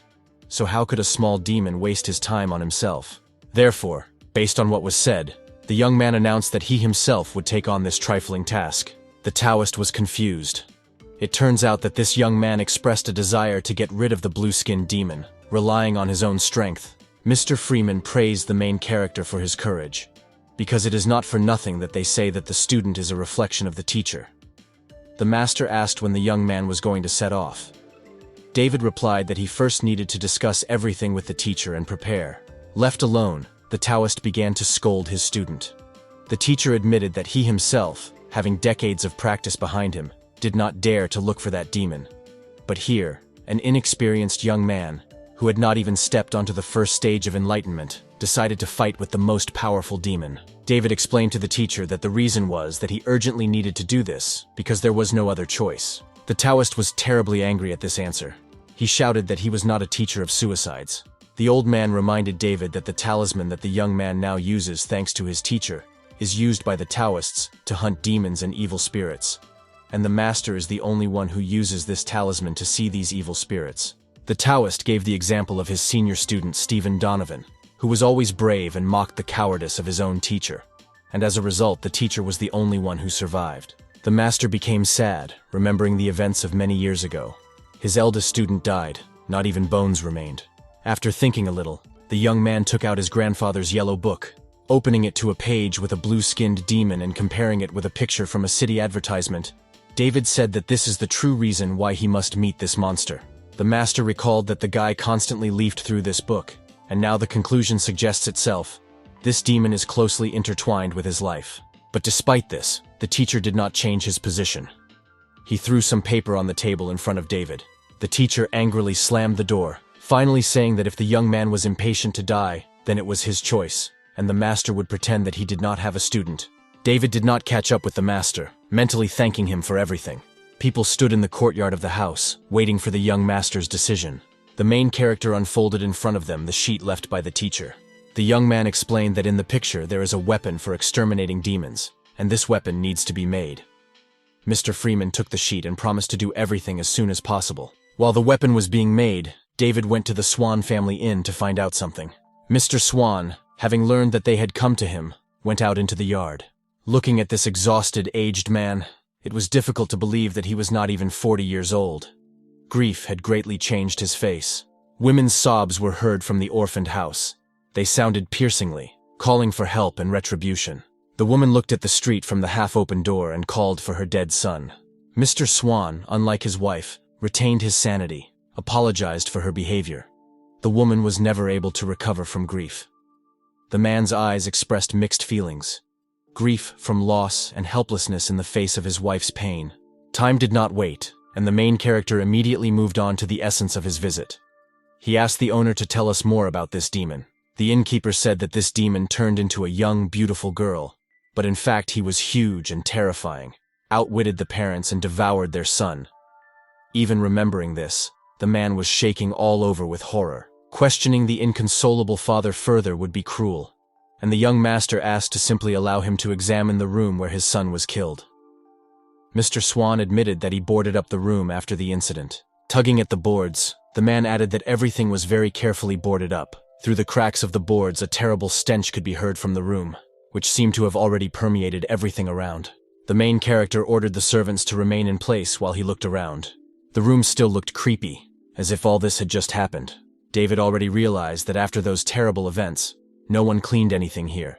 But this was very suitable for spells. Taking out a paper with the necessary inscriptions from his pocket, the main character set it on fire. The paper burned with difficulty and then went out completely. Unable to stay inside any longer, the young man went outside. The stench in the room was unbearable to the point of nausea. But now David caught the trace of the demon. He clearly felt it. Gathering with him a group of several men, the main character headed into the forest. As we moved, the smell of the demon intensified, which means he is somewhere nearby. Soon they found themselves deep in the forest. The darkness became denser, and the noises of nature sounded more and more ominous. The people were scared and asked to return back, citing the fact that it was already dark. They were tired and offered to return here in the morning. David did not blame people for being afraid. He understood that it was not worth involving them in this in the first place. The main character sent the servants home, asking them to tell the old master that his student would stay here for a short time. The speed with which people left the forest made the young man laugh a little. Night came and only the heavenly bodies slightly diluted the darkness. It was a full moon. David was fully aware that wandering alone at night hunting for demons was too dangerous. Suddenly, an old abandoned temple caught the young man's eye, and the thought occurred to him that it wouldn't hurt to get some rest. Inside the temple there was a dilapidated statue in a kimono. It was clear that no one had come here. The young man examined the room. The temple had been abandoned for so long that it was no longer possible to make out to which deity it was erected. David, having bowed to the idol, asked not to be angry for the disturbance, and to allow him to stay overnight. Lightning flashed in the sky, a thunderstorm began. The crackling of the fire and the sound of rain outside the window gradually lulled the protagonist to sleep. Suddenly, some rustling was heard. David shook off the remnants of drowsiness and began to listen. The rustling was repeated. The young man abruptly sat down and demanded that the night guest show himself. A beautiful girl stood on the threshold of the temple. Smiling timidly, she asked if she could take shelter here from the rain. David examined the girl, looking for a catch, but she looked quite natural. In addition, the talismans on the wall did not sound the alarm. Without suspecting anything, the main character invited the girl to come inside. The girl complained that she was terribly wet and cold. She apologized again for the trouble. The young man felt sorry for the night guest, and he offered her his cloak, because it's easy to catch a cold in wet clothes. After changing into dry clothes, the girl thanked David. The guest said that she was the daughter of the Swan family from Greenwell. She was on a walk with her friends, but accidentally lost sight of them and got lost. The main character replied that she was very lucky that she met the poor Taoist first, because an evil spirit was wandering nearby. The girl feigned surprise, admitting that she doubted their existence. Noticing that the Taoist was looking into the neckline of her kimono, the guest became embarrassed and sharply covered the floors. Turning on his side, the main character said that the magistrate hired him to get rid of an evil spirit, and now it was late, and it was better to go to bed. The young man promised to take his guest to Greenwell in the morning. The girl was silent, looking closely at the falling Taoist. The forest slept under the cover of night, and only in the old temple a bright light flared up. The night guest opened her kimono and giggled evilly. Her eyes shone with an unhealthy shine, and saliva flowed from her mouth. Throwing off her clothes, the girl raised her hands to her hair and began to rake it. When the skin was shed, instead of the beautiful girl, a huge monster appeared. It was the same blue-skinned killer. Shaking his shed skin, the demon chuckled evilly, looking at the sleeping young man. Licking his victim, the demon was anticipating a delicious dinner, and was now choosing which piece of his body to taste first. Having made his choice, the monster fixed his predatory gaze on the victim's neck. Fresh blood seemed to him the tastiest. The main character at that moment was looking at a page in his grandfather's book. The demon that appeared completely coincided with the image in the illustration. The demon saw his photo, finally realizing that the young man was only pretending to be asleep. The monster took another step to pounce on its victim. Sensing the armor on his way, the demon became furious, doubting that the young Taoist might have any talent in using protection. The demon was already anticipating his first bite, when suddenly a weapon of defense appeared in front of his face. A moment later, shots were fired. The demon tried to dodge as best he could. It was not in vain that the main character distracted the monster with conversations, because, as it turned out, the custom-made self-propelled gun takes too long to ignite for a shot. The demon complained that he was in pain and his whole body itched. The monster hoped that the small glands that got into him would not cause harm to his skin, but the monster was mistaken, realizing that the monk had done something to him. The demon lay on the floor, unable to move his arm or leg. The young master was satisfied with the result. The magic worked. The demon was unable to rise and only glared at the young man with hatred. Having pulled out a huge axe, the main character decided not to waste time, but to finish with the monster. The demon had no idea what the hunter was going to do with him. The young man had already sat astride the monster. Sitting on the body of the monster, the young Taoist began to read the spell. The sky is dazzling, the earth is harmonious, and with this stroke, the demon dies. Having finished with the spell, David raised his axe above his head to bring it down on the demon. At the same moment, the sky was blinded by many lightning bolts, as if a sign from above about the righteousness of the justice being carried out. The first blow of the axe cut off the monster's hand. The following blows deprived the demon of the remaining limbs and half of the torso. Having stopped the execution, the main character thought, all that remains is to strike the final decisive blow and end this evil. The axe fell on the fiend of evil, striking sparks and bright light. The monster's head, cut off from the body, rolled a few steps away from the young Taoist. Having finished with the blue-skinned killer, the young man tiredly sank to the floor, satisfied with the work done. The main character summed up the result of his work. The wick of the self-propelled gun burned out for too long, and only his grandfather's book really helped the young man out. Thinking about the book, David had the idea to check the pages. Something must have changed there. The main character sat down at a small table. The night fell silent again, and only bloody stains on the floor reminded of the punishment that had overtaken the demon. Picking up the suit in which the monster was disguised from the floor, David was horrified. That girl's skin was tender and soft. However, all this no longer made sense. The young man opened the book to check if the supposed changes appeared there. Nothing changed in the book, and it was very strange. David did not understand why this was so. After all, he dealt with the blue-skinned demon, and the book had to react to this. Suddenly, some unknown force fell on the young man, and he lost his balance. There was a noise in my head. David woke up in the room on the bed, exactly where he was before being transported to the ancient world. A man burst into the room. He called the main character a thief and warned that he had already called for help. The next moment, the man calmed down. He recognized David and was glad that he had returned. The main character smiled, saying that it was a long story. An old Taoist master approached the old temple. Despite his anger, he still worried about his student. Looking through the open door, the Taoist quietly called out to the young man, worried whether he was still there. Entering inside, the old man froze in horror. There were pools of blood and what was left of clothes everywhere on the floor. From the terrible picture he saw, the old man could not move for some time. Finally, crouching under the statue of the deity, the master burst into tears. He reproached the young man for not listening to his teacher. The next morning, David took the book and shoveled to his grandfather's grave. Deciding that it would be better this way, the young man buried the book at his grandfather's grave. It will be more reliable this way. Looking back at his small house, the main character decided that instead of those rich, exciting adventures, he would rather prefer a boring, quiet life. After saying goodbye to his grandfather, David promised that he would return soon. Then, looking into the distance, the young man turned to his teacher, asking for forgiveness. In the evening, the phone rang. A man's voice announced that his son was getting married soon. The caller also said that he would like to remodel the apartment David rented for his son's wedding, and therefore would have to vacate it in the next 2 days. The next morning, the main character visited his place of work. Despite the fact that he spent more than a month in that other world, only 8 days passed here. It is not for nothing that they say that trouble does not come alone. David not only lost his rental apartment, but also his job. On the street, a woman called out to David. She asked if the young man was looking for housing. The main character did not hide the fact that he was here precisely for this reason. The woman admitted that she immediately understood this, because he was looking around. The stranger asked me to tell her the address she was looking for, promising to show her the way. When David named the address he needed, the people nearby, including the woman, fell silent in fear, looking at him warily. The stranger, stuttering and searching for words, tried to explain something to the young man about the apartment he was looking for. At the same moment, a guy approached, judging by his clothes, an office worker. The guy introduced himself as Kevin Bullman, and recalled that David had talked to him on the phone last night. Kevin said that he had been waiting for him for a long time and invited him to go with him. Having risen to the desired floor, Kevin pointed to the desired apartment. David was surprised by the presence of a mirror with a broom from evil spirits.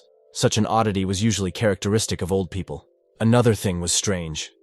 The owners offered a 3-room apartment at a fairly low cost.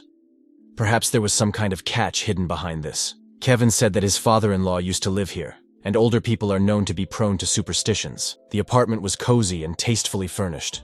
The main character did not see any obvious pitfalls. The owner of the apartment opened the window.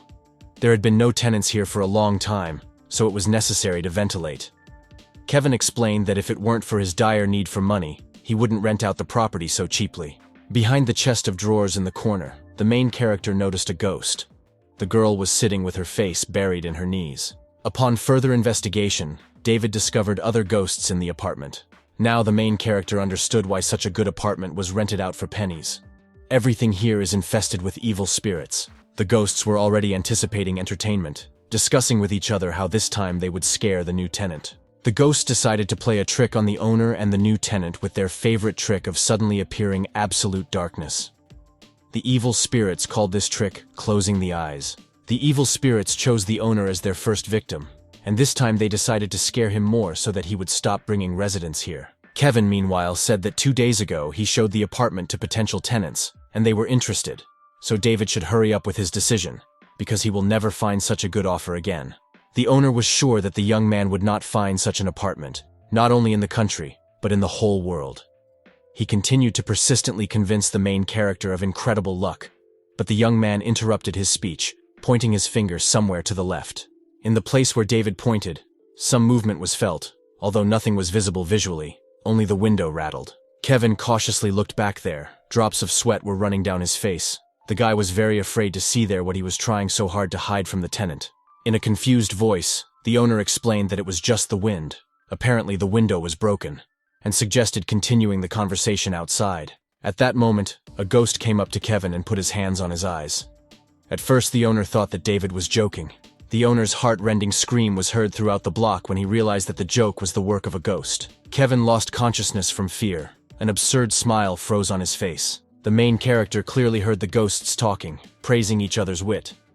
The ghost named Taylor was proud of himself, daring his comrade Arnold to continue. Arnold was already anticipating how he would scare the new tenant until he screamed. With his arms outstretched, the ghost approached David to grab and scare him. But suddenly the young man turned around and looked straight into the eyes of the bully. The ghost stopped, looking at his comrade in confusion. He never expected that the victim could see him. But such delay irritated Taylor. He ordered Arnold to continue.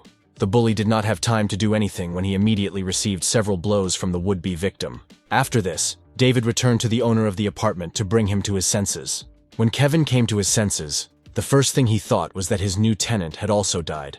Assuming that the owner was not yet conscious enough, the main character intended to slap the poor fellow in the face a couple more times, but he assured that he was already fine.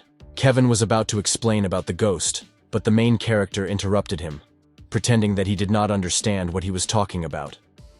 David said that he was about to take the owner to the hospital, but he suddenly woke up. The owner continued to explain something, but the young man interrupted him again, asking if he had the lease agreement with him.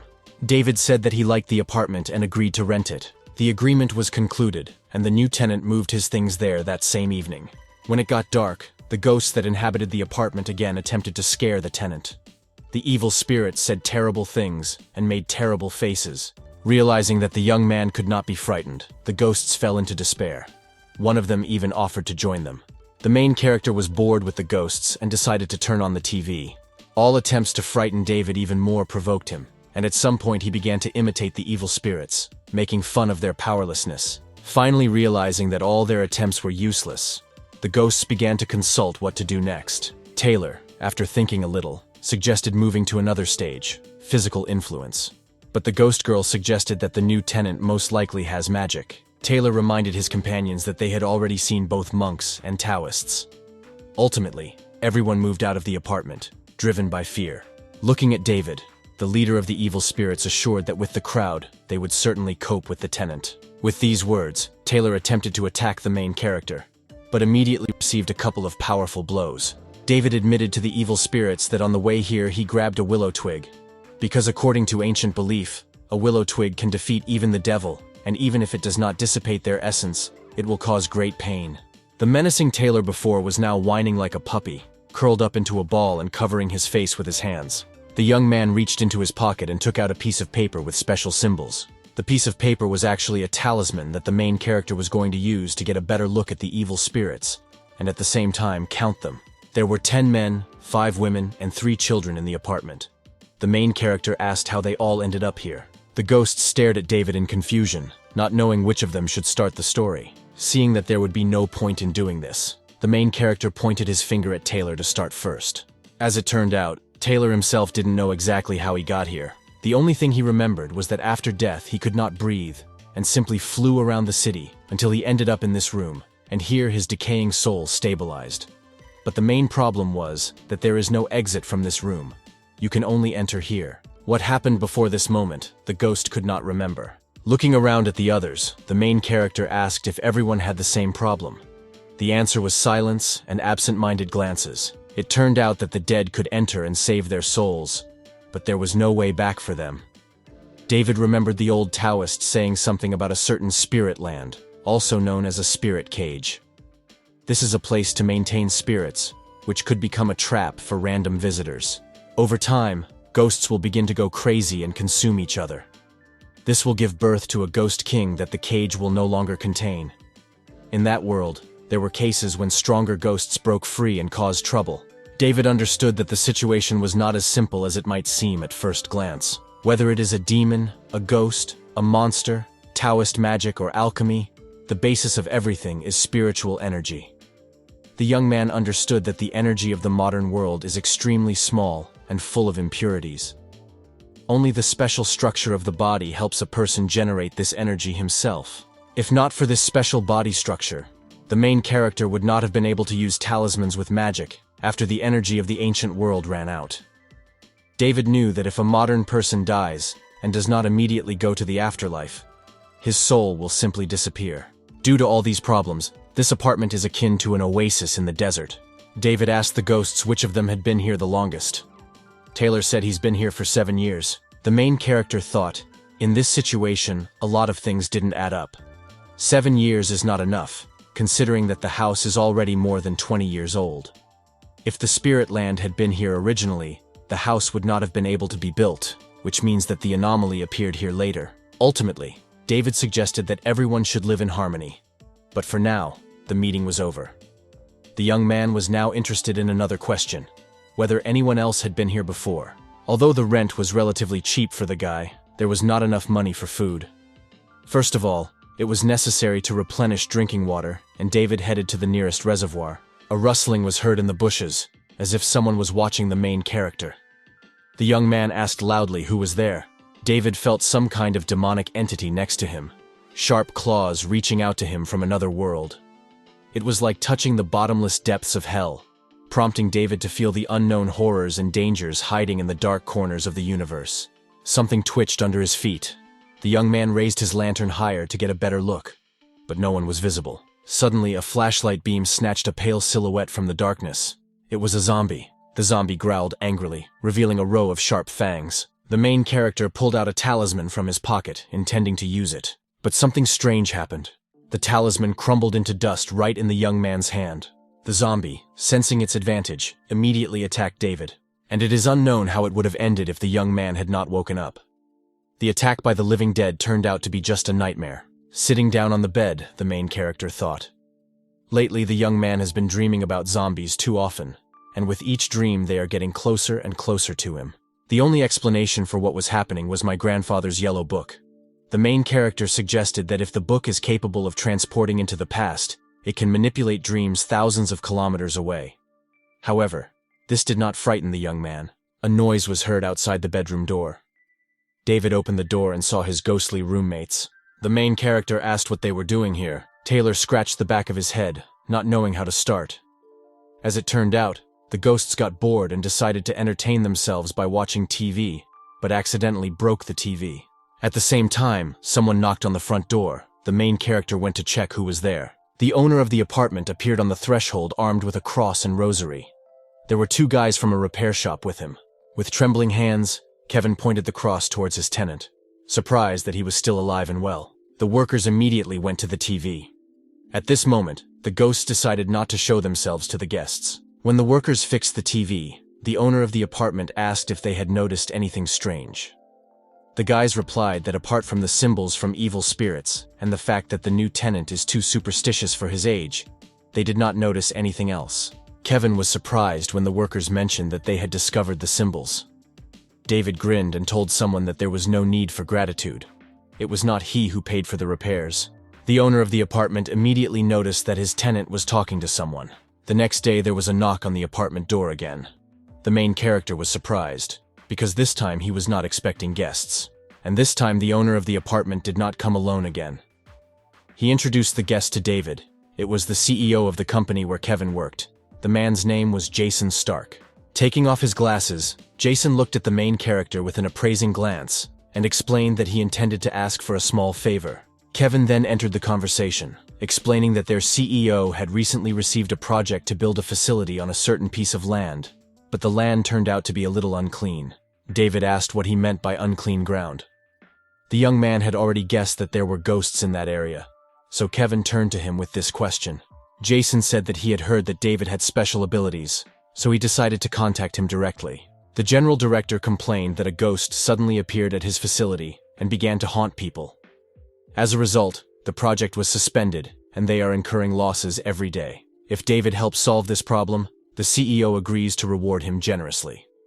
The main character was delighted, suggesting that this amount was $500,000. Jason, smiling embarrassedly, began to make excuses that this was just an agricultural construction project, so he couldn't offer more than $50,000. The main character thought about it. Even this amount was more than good, because at the job he found 2 days ago, he was promised a salary of only $2,000. In the end, the young man agrees to take on the proposed business. After seeing the guests off, David decided to draw a talisman.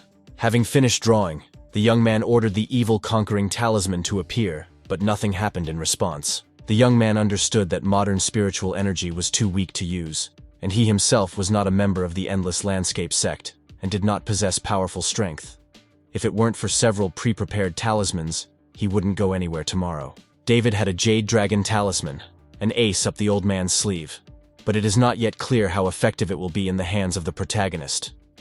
The talismans of concentration of spirit and protection of the home were only auxiliary, and did not have destructive power. The guy was well aware that if he encountered an aggressive spirit, he would not have much choice. There were also weapons, which in conjunction with talismans were mandatory, and the sword that David got from the old man who lived here would help with this.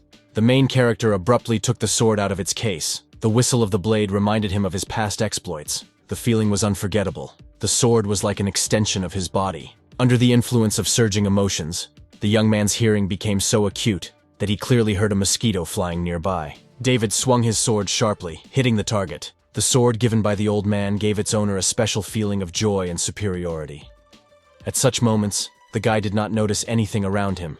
There was only him and his blade. The house ghost darted from side to side in fear. They had never seen David like this. The young man only regretted that he had not become the owner of this sword earlier. Then it would have been much easier to deal with the blue-skinned man, easily shredding him into pieces. However, the main character realized that these were not his skills, and now he doubted that this sword was some kind of magical artifact, or the sword of a god. He immediately remembered his grandfather's yellow book, wondering if it had changed now. In that book, in 72 transformations, there was a fencing technique, which means a special body structure was given to him as a beginner. It turns out that fencing is a reward for completing a task. Be that as it may, the main character knew that he needed to be ready to solve problems, and no matter in what way, because the main thing is the result. Finally paying attention to the ghosts living next to him, the young man asked why they were all cowered and looking at him so strangely. Taylor responded by turning his back and showing how many wounds David had inflicted on him while he was practicing with the sword. And indeed, the young man was so carried away that he forgot that he was not alone here. To make amends, the main character offered the ghosts Taoist chicken. The ghosts began to whisper to each other, not understanding what they were talking about. There was one interesting nuance in this case. Ghosts are incorporeal and, of course, they cannot eat. However, if the food has been specially processed and presented as an offering, then the spirits can enjoy the taste of the offered gift. Taylor was delighted, but asked to take into account the seriousness of his injuries, and, in connection with this, he was entitled to a couple of chickens. The main character did not object, but in return asked to do him some favor. The smile disappeared from Taylor's face. He did not understand what else they wanted from him. In response, David suggested that we go out and look at everything with our own eyes. A car honked outside the window. Kevin stood below, inviting the main character to come out to him. Taking an umbrella and a sword with him, the main character went downstairs. David was surprised that his landlord was alone, since Jason promised to come with him. Kevin explained that the CEO was very busy and could not come. The answer completely satisfied the main character, and therefore the faster they start what they planned, the faster they finish. The landlord did not argue, especially since they could well make it before nightfall. It didn't escape Kevin's attention that David took an umbrella with him. He asked why it was, because it was sunny outside. The main character looked mysteriously at his interlocutor, explaining that his friend was inside the umbrella and offered to look at him. In response, Kevin laughed nervously, saying that he shouldn't bother his friend. Time ran out and the two men set off to their destination. A few minutes later, the car stopped at the gate of a rather expensive-looking object. The main character was surprised that the project was presented as agriculture. The young man already regretted that he had not asked for more for his work. Following them, another car drove up to the object. Jason and the old man, whom he respectfully called Master, got out of the car. When the CEO saw David, he apologized for the long wait. Jason suggested that the main character had most likely heard about this Taoist master. Richard Dickinson belongs to the 65th generation of the True Oneness School and is vice chairman of the Riverside Taoist Association.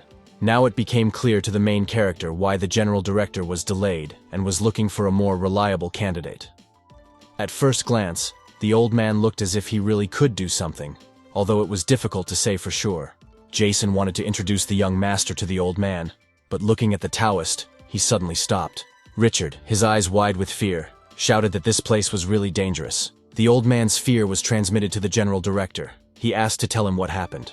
The Taoist shouted that the terrain here is unusual, the wind carries malice, and the water is poisonous. The main character was surprised by such epithets, but something else was also strange. All this sounded familiar to the young man. The general director immediately began to praise the master, because at first glance he determined that something unclean was lurking in the depths. The old man reassured that despite all the danger and complexity, there is a way out of this situation. The Taoist said that he carefully examined the scene of the incident and reached a conclusion. Jason replied that he completely relied on him and invited him to follow him. Looking at the performance staged by the Taoist, the main character remembered his Taoist teacher. In the intimidation of chattering, Richard was no worse than him. Everyone followed the general director to the backyard, because all the problems began here. Jason said that workers complained that they constantly heard a woman's voice, and at night they saw the silhouette of a woman. Later, everyone began to demand that work be stopped because of the ghost. Not believing his employees, Jason took people with him to check everything personally, and on the very first night, he met a ghost. After listening to the Director General's story, Richard ordered to take his sacred relics and follow him. The old man said that there is no need to be afraid of anything, because today he intends to personally meet this evil spirit. There were no builders at the suspended site, and it was possible to freely inspect the premises. One of the employees who arrived with the General Director, taking a flashlight with him, went upstairs. A noise was heard in one of the rooms. Kevin felt someone grab his hand and scream in horror. But fortunately, it was David. He asked why Kevin was fumbling with his hand on the wall. The guy replied that he was just looking for a switch. It was too creepy in the dark. At that moment, the guys also heard a noise behind the wall. The worker was lying on the floor in fright. The CEO and the Taoist had already approached him, wondering what had happened. The guy pointed his hand somewhere to the side, assuring that there was someone there. The main character, together with the old man, directed their gaze to the place to which the worker was pointing. Behind the bars in the wall, the face of a ghost resembling a woman could be clearly seen. It was quite a creepy sight. Everyone present screamed in horror, everyone except David. The main character calmly felt for the switch and turned on the light. The ghost behind bars turned out to be simple graffiti. People felt awkward because they were being made fun of so much, and only Kevin, curled up into a ball, continued to scream. The general director could not resist and gave the screaming man a heavy kick, fearing that the scream might attract a real ghost. Jason was terribly angry. Now he had to find the Joker and throw him out of the company. Master Richard, in order not to look fooled, said that he immediately noticed everything and wanted to warn him, but the young man beat him to it by turning on the light. At this moment, the CEO finally remembered that he forgot to introduce David, who, although young, already has real skills. Some noise was heard again from the graffiti on the wall. It was very strange, as if the painting itself came to life and made a sound. The CEO and the Taoist master again could not hold back their scream. Both of them had their eyes fixed on the drawing. Richard, with a trembling voice, warned the ghost that he would not allow him to riot and confuse people, and he, as a master of the school of true unity, would protect everyone. David no longer doubted that the old man completely lacked the energy and skills necessary in this field of activity. However, this did not surprise the main character, given that they are in a world where even ghosts find it difficult to keep in shape, let alone practice. On the other hand, the young man thought, if it's not about ghosts, then what is it? David picked up a brick from the floor and broke the window, which had the ill-fated graffiti on it. An incredible thing appeared before the eyes of those present. It turns out there was an animal behind the wall all this time. The main character came closer to take a closer look at the cause of the general panic. The source of the noise turned out to be a young fox that accidentally found itself at a construction site. Not to look stupid, Richard said that he also noticed something and invited people to follow him to the second floor. Climbing the steps, the old man said that there is a powerful aura in the mountains, and he is inclined to think that a demon lives here, and the noise of construction awakened him. The ghost seen by everyone is his illusion, and a clear warning. One of the workers standing next to Kevin reminded him that after the founding of the country, it was forbidden to talk about demons and evil spirits, which raised suspicions that the old man was actually just a fraud. In addition, everyone saw the cause of the noise, the fox. Richard, who heard what was being said about him, continued to insist on his own. The fox watching people and hiding behind the ghost's drawing is the eyes of that demon. The old man assured the CEO that there was no need to worry anymore, because the great Taoist master saw the essence of the problem, having discovered the demon, and would not dare to show up again. The laughter that came suddenly pierced the silence. causing the CEO to perk up and look around in search of the source of the sound. His eyes, filled with fear, darted from one dark shadow to another, and his heart beat wildly in his chest, as if trying to break free from this tense situation. In a trembling voice, he asked who else was there. Kevin was even more frightened.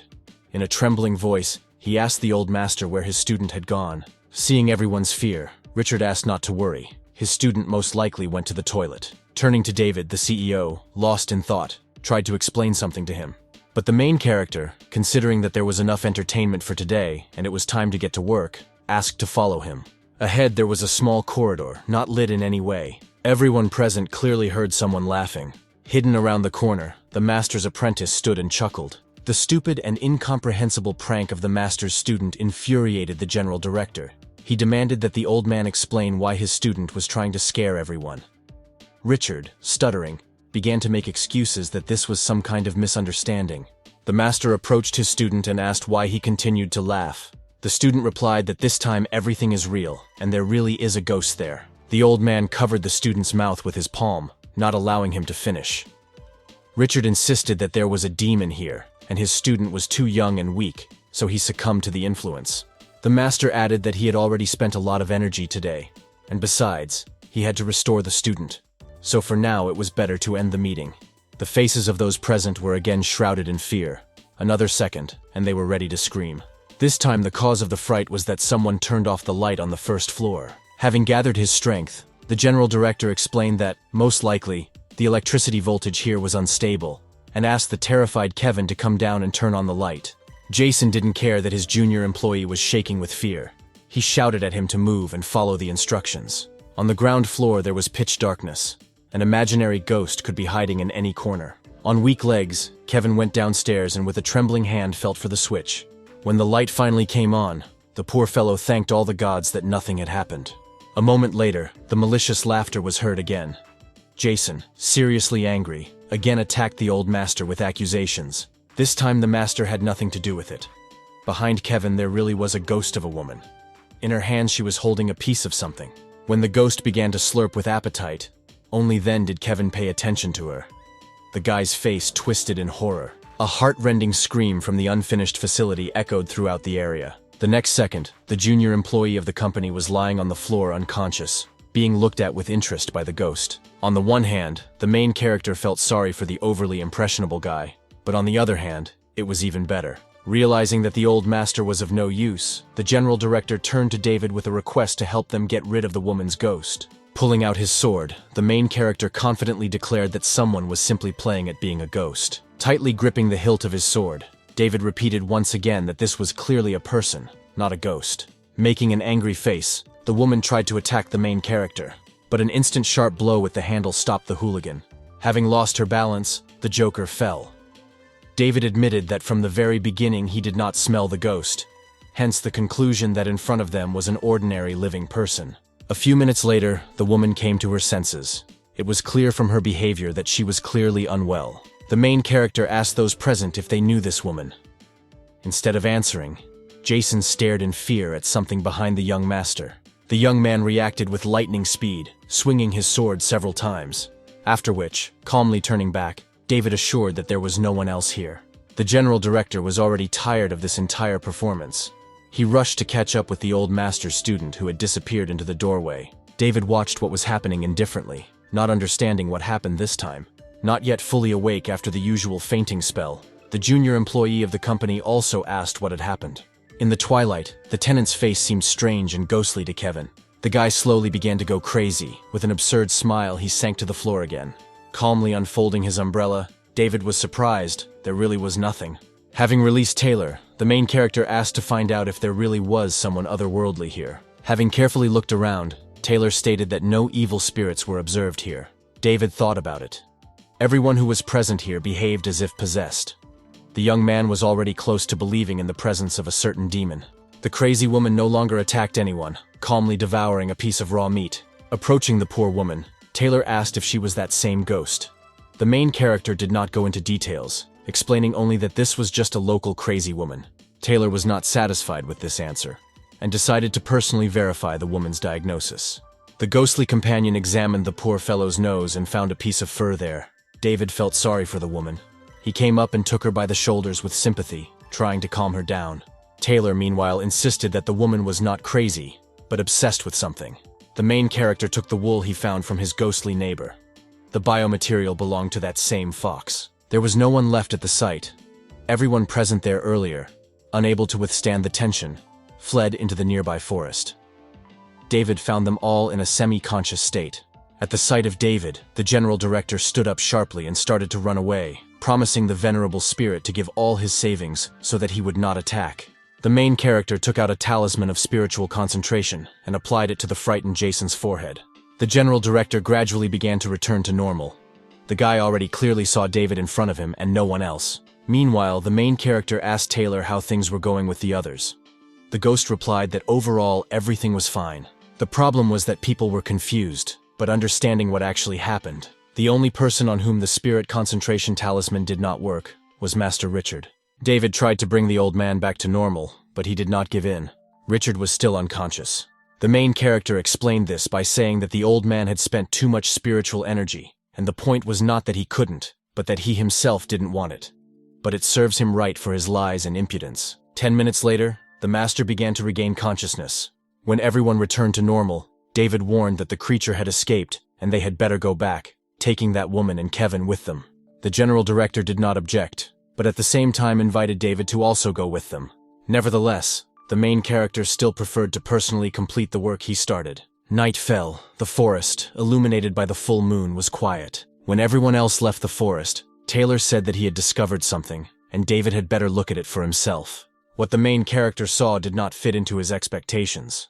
The foxes behaved extremely strangely, as if they themselves were possessed. Pure energy flowed from the heavenly body, and the animals were well aware of this. They stood on the highest place, collecting lunar gifts on a plate. The sight he saw puzzled the main character. The moonlight flowed like water. It turns out that people from that world did not deceive. Sensing the presence of outside observers, the foxes looked back. David didn't want to be noticed, but the direction of the wind changed, which is why the animals sensed him. The appearance of a person caused a state of aggression in the foxes. They looked angrily at David and the ghost Taylor. There was no point in hiding, and the main character, taking out his sword, suggested that the foxes should start first, because they should know his language. The animals rose on their hind legs, ready to attack at any moment. The master repelled the first attack, cutting off the human skull placed on the beast's head with a sword. The other attackers met the same fate. All that was left was the fox that was discovered at the construction site. The main character's conclusions suggested themselves. These animals have no worthwhile skills, which means that foxes have only illusions. The white fox did not leave the dish with lunar energy, trying to absorb it all. David came closer and saw pure moonlight on the plate, sparkling with its pristine purity. Taylor appreciated the fox's cunning calculation, while David offered the beast an agreement: lunar energy in exchange for life. Of course, the young man suggested this as a joke. Foxes did not harm anyone, which means there was no true evil in them. The only thing David asked was not to bother people anymore. The lunar liquid was indeed special. It smelled like fragrant wine and beckoned. The main character could not resist and clung to the dish. The taste was so delicate, as if the young man had not drunk anything. But at the same time he felt a life-giving coolness throughout his body, and filling with the purest energy. Having enjoyed the dish, David invited Taylor to try it too. The ghostly companion did not force himself to be persuaded, and immediately fell to the life-giving spring. Having drunk enough, the ghost shared his impression. This food for spirits is simply a priceless treasure. The guys didn't even notice how they emptied the plate. On the back of the plate was the inscription, "The flickering moonlight replenishes my cup." As soon as David read the inscription, information immediately popped up in his head. The lunar cup can turn the light of the moon into wine. These words had to be spoken on the night of lunar abundance only once in one night.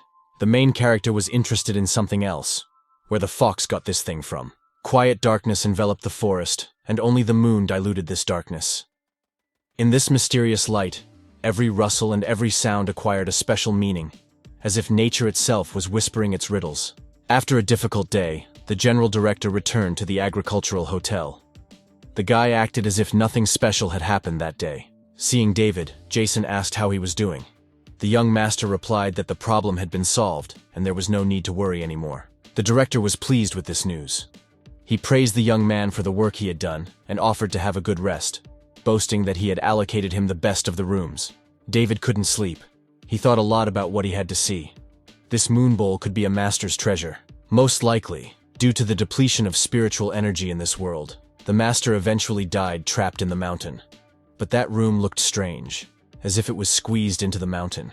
In the end, the night had its effect, and the young master began to feel sleepy. The young man still hoped that Jason would pay him extra for his efforts. In a dream, the main character saw the fiery eyes of a demonic creature. It bared its teeth, and this time got even closer to the young man. The dim light from the lobby penetrated into the room where the main character was sleeping. The young man was visited again by a zombie. The evil creature leaned over the bed, extending its clawed paws towards David. In the world of dreams, where reality mixes with nightmares, the young master found himself locked in his own nightmare, where the zombie became a dark conduit between sleep and fear. Willpower awakened in David when he felt the approach of the night guest. Trying to maintain control over his sleep, the young man began to resist the impending threat. The main character's dream turned into a battlefield, where every movement, every thought was a step towards victory over the zombies. David resisted the zombie, feeling that this time reality and dream were merging into something indistinguishable. The young man instinctively reached for his sword and moon cup. David was forced to accept the challenge of reality in this mystical confrontation. The zombie, remaining an ominous shadow in the dark room, attacked. The monster's clawed paws reached for its prey. At this moment, the young master was saving the moon bowl first. The zombie, as if sensing the force of the impact, began to attack with even greater force, but something prevented him from achieving his goal. His whole being seemed torn between two worlds. The sword remained in its place without being damaged at all. There were fragments of stones lying next to the blade. It was important for David that the artifact was not damaged, because the blow was of incredible force, filled with kinetic energy. The guy regretted that the sword was without the talismans attached to it, but nevertheless, the weapon would have come in handy anyway. Otherwise, David would inevitably have been defeated. However, the main character decided not to tempt fate and not engage in battle with the zombies. Taking the moon cup with him, the guy ran away. The zombie looked after him in disappointment, intending to pursue his victim to the end. The girl at the reception heard the noise. Without attaching much importance to it, she lazily asked what was going on there. David ran out of the room and said to turn on the fire alarm, otherwise everyone would die. The girl assumed that ghosts had come to them again. The zombie was already very close, but the guy did not intend to stop and engage in battle. The fire alarm was heard throughout the area, and Master Richard and his student had already arrived at the rural house. The city crazy woman, whom Kevin took care of, irritated him more and more. The woman could not control her emotions. It was difficult to keep her in place. David knew that Kevin had a very kind heart, and the rest of the staff, except for Jason and another girl, behaved quite stoically. A half-naked girl ran out of the hotel, screaming in horror, attracting everyone's attention. The main character tried to find out from the poor fellow where Mr. Jason was, but from fear the girl could not put together two words. In the end, from the girl's confused explanations, it was possible to find out that the general director had fallen into the clutches of a zombie. The CEO is suspended in the air, looking powerless against the sinister force of the zombies. Jason's eyes were blindfolded, but he didn't look scared. The worst thing was that the CEO and Barbara, who was playing the zombie, agreed to act out this theatrical horror in front of everyone, especially in front of David. Jason, pleased with what was happening, promised to promote Barbara to the position of manager after the opening. A couple of scoundrels, having forgotten that they could come to save the victim from the clutches of zombies at any moment, decided to relax a little. Barbara's mask looked very realistic, and she played her role like a professional actress. David, who ran into the room, did not delve into details, but immediately pierced the monster with a sword. As a result, the zombie was defeated by an ordinary wooden sword. The strange thing was that the zombie did not fall, writhing in agony. Before coming to the aid of the victim, the main character received advice from the Master Richard, who assured that this sword was made of peach wood, which helps in the fight against evil spirits. Barbara's sudden disappearance did not go according to plan, and the CEO, practically giving himself away, began calling his accomplice. David, in turn, could not leave the monster alive. He intended to see the matter through to the end.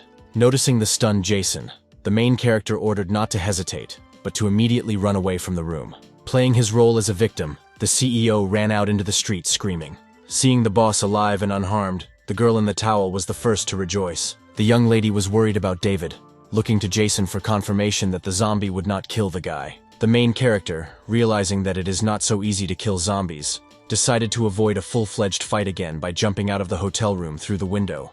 The young man landed safely right next to the CEO he had saved. Seeing David, Jason began to thank the young man for saving his life. The main character did not express the expected friendliness, because unsubstantiated gratitude is of no use. In addition, the guy recalled that initially they agreed to eliminate the ghosts, and along the way, demons appeared, and now zombies.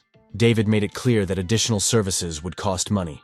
The general director did not object. Trying not to give himself away, Jason carefully asked how things were going with the zombie that attacked him, because the downtime of the object ultimately costs a lot of money. The main character did not have an answer to this question. The young man looked around in search of auxiliary items. A coil of steel cable caught his eye, and then a thought came to his mind. It was a little risky, but it could work. Calling people to him, David outlined his plan to them. Feigning a concerned face, Jason asked whether what the young master had planned would work. Richard agreed that the plan was not bad. However, he warned that his spiritual strength had not yet recovered, and he would not be able to take part. Such a statement infuriated the general director, and he hit the old man, demanding to do what he was told. Otherwise, he would not receive the money. Armed with the same wooden sword, the main character went in search of zombies. A zombie hid in one of the rooms and waited for its victim. The corridor looked empty, with nothing reminding of what had happened. The target David was hunting was extremely careful. The young man understood that all these difficult tasks were brought to him by the yellow book. To lure zombies, the main character makes a cut in his palm, relying on the fact that the blood of the owner of spiritual energy should be a real delicacy for the monster. The guy's intuition was correct. The zombie quickly reacted to the smell of blood. The young man tried to lure the evil spirits out of the room as close as possible to the exit of the building. The zombie was not long in coming. His eyes burned with a cold fire, anticipating easy prey. Keeping track of the zombie's movements turned out to be not so easy. The monster was rapidly approaching David. The attack seemed inevitable. Trying to overtake his victim, the zombie made an incredible jump. The monster loomed over the main character, glaring with its eyes full of hatred. Jumping down, the zombie tried to grab the young man, but he sharply dodged. Having lost his balance, David lay on the floor, waiting for the next blow. There was no fear in the young man's eyes, but only cold calculation. A moment later, the tenacious hand of the zombie grabbed David's neck. The young man's life hung by a thread. Despite the fact that what was happening was part of the plan, the situation took a threatening turn. The other guys had to do their part of the work, but were suddenly frozen in a stupor. Finally, having mastered their confusion, they began to tighten the steel cable. The zombie's leg found itself in the center of a steel loop. All that remained was to tighten it tighter. The men together pulled the cable, the noose tightened, and the monster found itself suspended from the ceiling. Jason was incredibly happy. The young master's strategy had worked. The zombie was terribly angry. Not only has the victim escaped his clutches, but he himself is now in a helpless state. But even being in this position, the monster tried to grab the prey. The men tried their best to keep the monster in the noose, because the structure was not absolutely reliable. That is why David asked the general director to help, because the matter was not completed. Due to the fact that the main character received minor injuries, he decided to take advantage of this and do something. The young man used blood as ink, leaving a message on the wall. The smell of blood teased the already aggressive monster even more. He was ready to tear apart anyone who fell into his clutches. Since the sword did not justify itself, the main character decided to use a chainsaw this time. Anticipating the execution, the zombie screamed wildly, his face twisted with rage, instilling even greater fear in those present. David chopped the monster, leaving him no chance of salvation. The general director expressed delight louder than anyone else. Order had finally triumphed. Meanwhile, David was interested in one question. Is there a lychee tree nearby? Not fully understanding what was going on, Jason remembered that there was a shipment of lychee seedlings in the warehouse. He asked the main character why he needed this tree. The main character explained that the tree will serve to completely destroy the monster, because until the creature turns into ashes, no one can feel absolutely safe. A special type of tree in this case would serve as a magical element for the total and irrevocable destruction of evil spirits. Leaving the people at the hotel, the main character went into the forest near the house to make a ritual fire. Once the old man told him that lychee was unusually good against zombies. The monster had almost turned into ashes, but something still seemed strange to the young man. The fire had already gone out, but among the heap of ash there were a few surviving bones. David picked up one of the pieces of what was once a monster. For some reason, the ulna bone did not burn. The general director approached the place of the ritual. The guy admitted that he couldn't sleep and decided to ask how things were going. David reassured the director that everything had burned to the ground. At the same time, the young man realized that something else was bothering Jason. Therefore, in order to sleep peacefully, without fear that something else will happen, the main character advised transferring this territory to the state. Several days have passed since the incident. It seemed that life had returned to its usual course. The main character had his grandfather's yellow book again. It seems that its presence was already becoming fateful. Every time the young man took this book in his hands, he felt that its presence brought not only knowledge, but also something more, something mysterious and inexplicable. It was a source of strength and danger at the same time, and he could not help but think that it could lead him to something much more significant than he could imagine. The book lived its own life, and even after burying it, the young man could not get rid of it. This time the book moved to a higher level in its impact, opening a portal for the main character. It was like a window into another world, radiating power and magic, the unknown depths of which beckoned and attracted. Its bluish contours pulsated in time with the hero's heartbeat, inviting him to step through space and time. The appearance of the book in front of the main character was not a random event. Her appearance was always an omen that David had an important mission ahead of him, and that his presence was needed somewhere. It was a call of fate, a challenge to make a serious decision. The young man could not even imagine what awaited him on the other side of the portal. Having collected supplies for the first time, the young man took the risk of setting off. As it turned out, not everything was so simple. The portal remained open, but no movement occurred. Stepping inside the portal, the main character ran into the wall of his own room.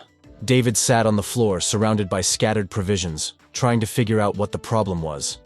Perhaps he took too much luggage with him. Since this has happened, you will have to leave all things in this world. The young man will take only a sword with him. The guy found it boring to travel with one sword and decided to grab a bottle of alcohol, bought by Mr. Jason for quite a lot of money. So, armed with a sword and dope in the form of alcohol, David stepped into the portal again. This time the book led its owner to a small village near a mountain called Snakehead. The peasants complained that the year had been terrible. In the past, the village was very remote from the world, and any events did not concern the peasants. But now everything has changed dramatically. The worker categorically did not agree to give what he had earned through hard work to some mountain bandits. The elder had a different opinion, believing that they had no other choice. The elder understood that if the peasants resisted, they would simply be killed. Not only do the government and landowners levy a tax after the harvest, but now bandits have also gotten into the habit of taking 90% of the harvest. At a general meeting, the elder announced a decision, so that the children would not have to starve in the winter. The old people would have to go to the mountains. One of the peasants lamented that Taoist Lucius was not with them now. People said he was fair and protected the weak. The peasants believed that Lucius would certainly be able to defeat the younger mountain group. The elder, on the contrary, was not sure about this. There are about 100 robbers in the group, and no matter how strong the Taoist is, he cannot do anything with his sword alone. The peasants wanted to believe in a miracle, because the decision made by the elder was literally suicide. Meanwhile, the main character slowly drove up to the people. Instead of a noble horse, the young man had only a small donkey. Arriving at the meeting place of the peasants, David got off the donkey. The main character asked people where the lesser mountain was located in this area. The peasants were in no hurry to answer. The traveler seemed suspicious to them. The first thing people noticed was the young man's short hair.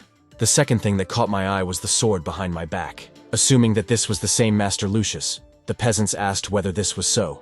A few weeks earlier, David came to that same abandoned temple outside of Greenwell.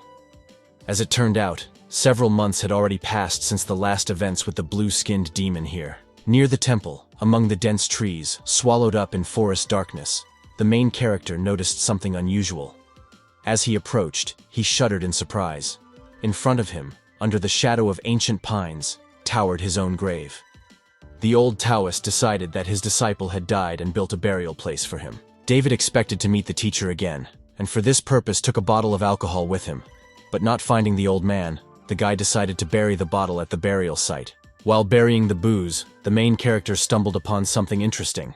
A paper was buried in the ground, which turned out to be a document in the name of Lucius. David thought, using this document, he could take the name Lucius and make noise, and then the old man would find out that his student was alive. The main character was brought out of his thoughts by a donkey who was impatient to hit the road. David didn't know how things were going with the new demon from the book, so he'd have to ask about it during the trip. While the young man was traveling, he easily took on the solution of injustices, punished robbers, and killed monsters. His fame quickly spread throughout the area.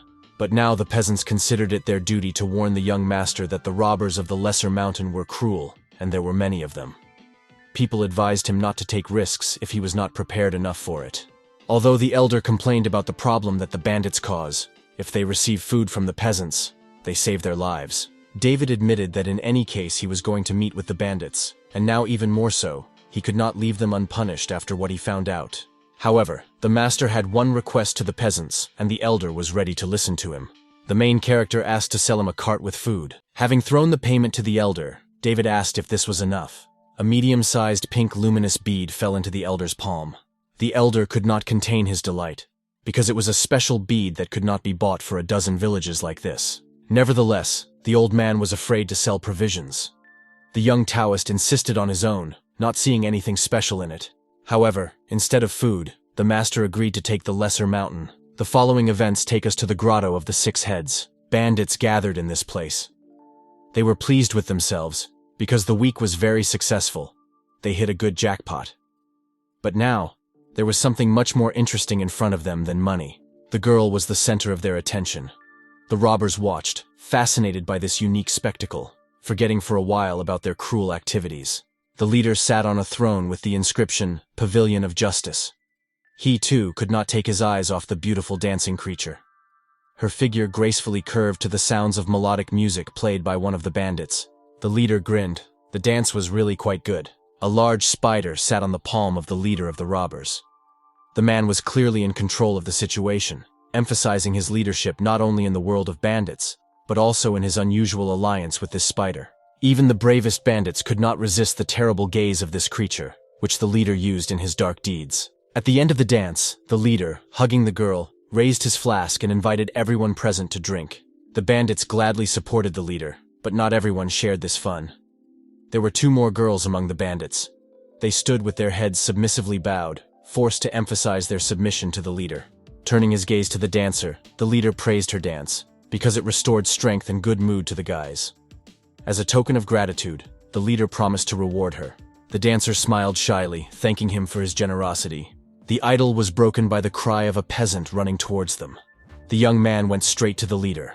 This behavior infuriated the leader, because the guy dared to disturb the general fun. Meanwhile, the guy, humbly bowing his head, said that he had brought tribute from his village. The leader in response ordered to move what was brought to a specially designated place and not to bother with such nonsense. But the guy clarified that there was not just provisions there, but a Taoist monk. The peasant showed the leader a pink bead, explaining that the monk wanted to present a bag of treasures, and this was one of them. Having examined the bead more closely, the bandit agreed that it was a good thing and ordered the Taoist priest to be invited here. The peasant bowed and went to carry out the order. While playing with the spider, the leader said that only the elders should remain nearby and let the young ones keep watch outside the door. When only important accomplices remained nearby, the robber added that the monk was too thin and there would not be enough such a dinner for everyone. The servants stood patiently outside the door, quietly whispering about something. They knew too well the tough temper of their master. David slowly entered the leader's room. The young man's eyes expressed confidence and inner calm. The bandit glared at the guest who entered, warning that the young man would do well to have a bag of such pebbles, otherwise he would cook soup from it as compensation for the trouble caused. As a sign of solidarity with the leader, the robbers burst into loud laughter. Meanwhile, David looked at the room out of the corner of his eye. The bolt was unlocked from the inside, which means this is not a trap, but an unnecessary precaution. Continuing to play the role of a modest monk, the main character answered the leader that the pearl was just a modest gift in honor of acquaintance, but he had an even more valuable thing. The leader was even more delighted, demanding not to waste time, but to quickly give him the treasure. One of the senior bandits, unable to bear such slowness, demanded to hurry up. He walked up to David, holding out his hand to the package. But before he could finish speaking, the cold steel of the blade touched his neck. The leader froze in place from surprise and amazement. The second bandit met the same fate. The main character's movements were lightning fast. With all this, David said that he would grant them all a path to the blessed lands, that is, straight to the other world. Coming out of their stupor and realizing that something unexpected was happening, the bandits took out their swords, intending to kill the monk. The main character did not move, allowing the bandits to get closer to him.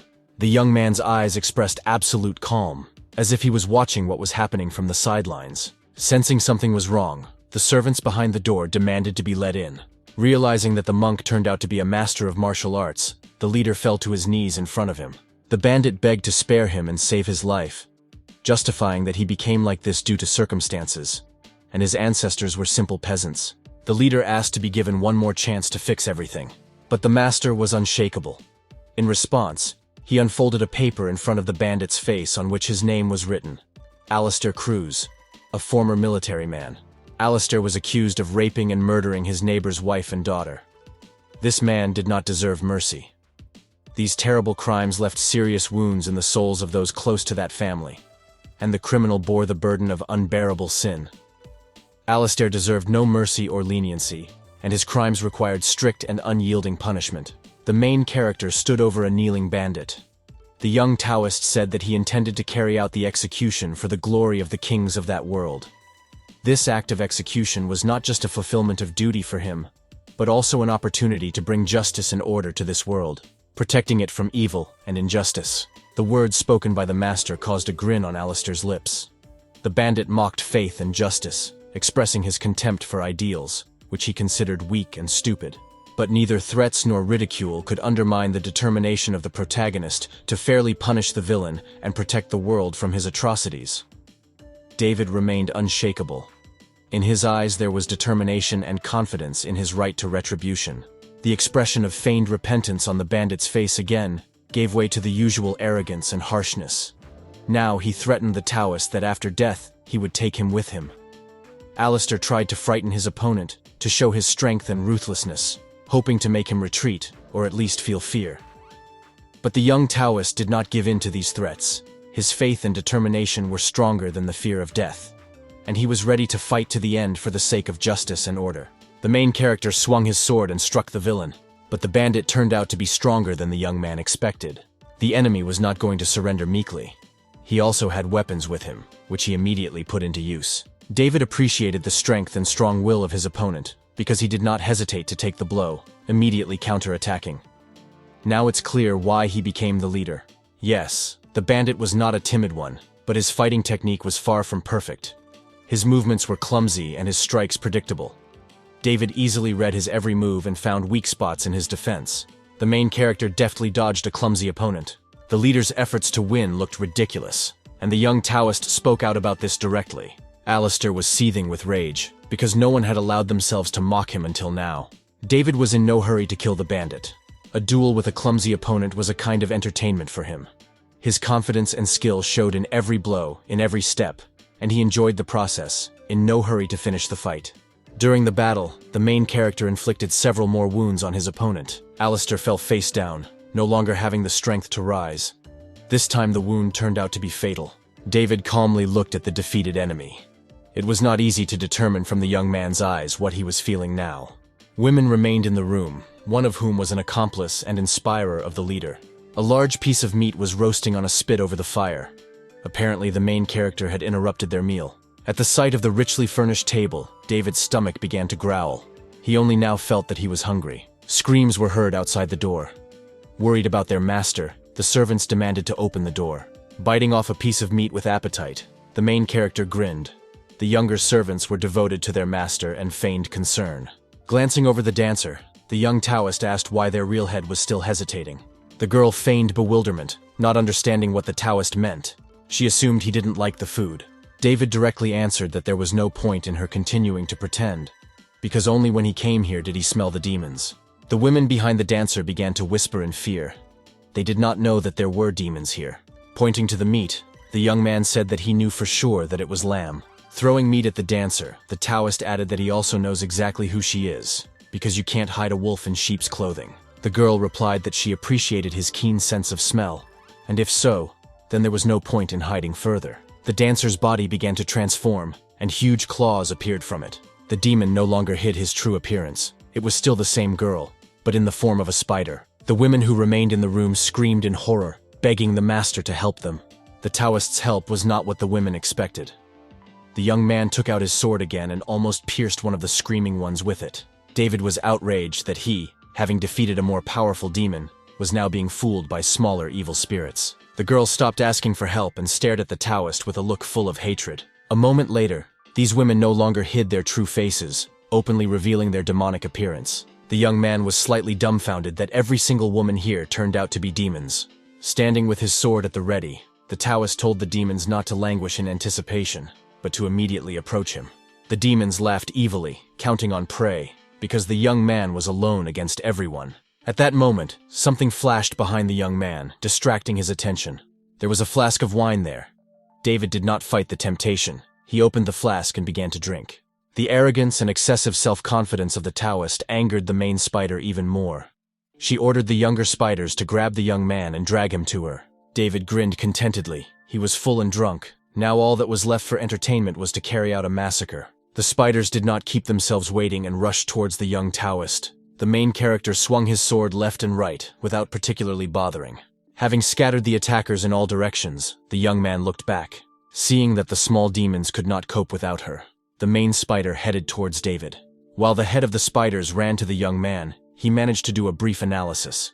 It was not an old demon, and besides, its strength and speed were far from being on par with the little thing that had attacked it before. However, all these strong qualities of the demon are not enough to force the Taoist to retreat. The first blow of the claws was quite strong, and the young man lost his balance for a moment. Feeling her superiority, the demoness laughed loudly.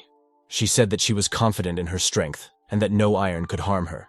The Taoist did not argue about the iron, clarifying that he already knew it, but there was no harm in trying. The main character had a special sword. The young man touched the blade with his fingers, feeling how it was filled with magical power. David did not want to resort to this unless absolutely necessary, but now the hour has come. Looking at the Taoist's magical manipulations, the demoness said that his spells were not scary to her, and she would suck out his spinal cord as a sacrifice for her dead children. The Spider Queen had incredible jumping ability, and now she decided to attack her opponent from above. For a moment, the demon disappeared from sight, putting the protagonist at a disadvantage. But the young Taoist had an incredible inner sense, and sensing the scent of his enemy, immediately struck with his sword. The monster's arm and claw were cut off by a precise blow from the blade. The Spider Queen admitted that she never expected her opponent to have such spells. Based on the current situation, the demon decided to take drastic measures, using a blow from the web. The main character found himself completely immobilized inside the cocoon. David was confused about what her next step would be. The demoness was in no hurry to do anything else. She looked at her opponent with a look that expressed complete satisfaction.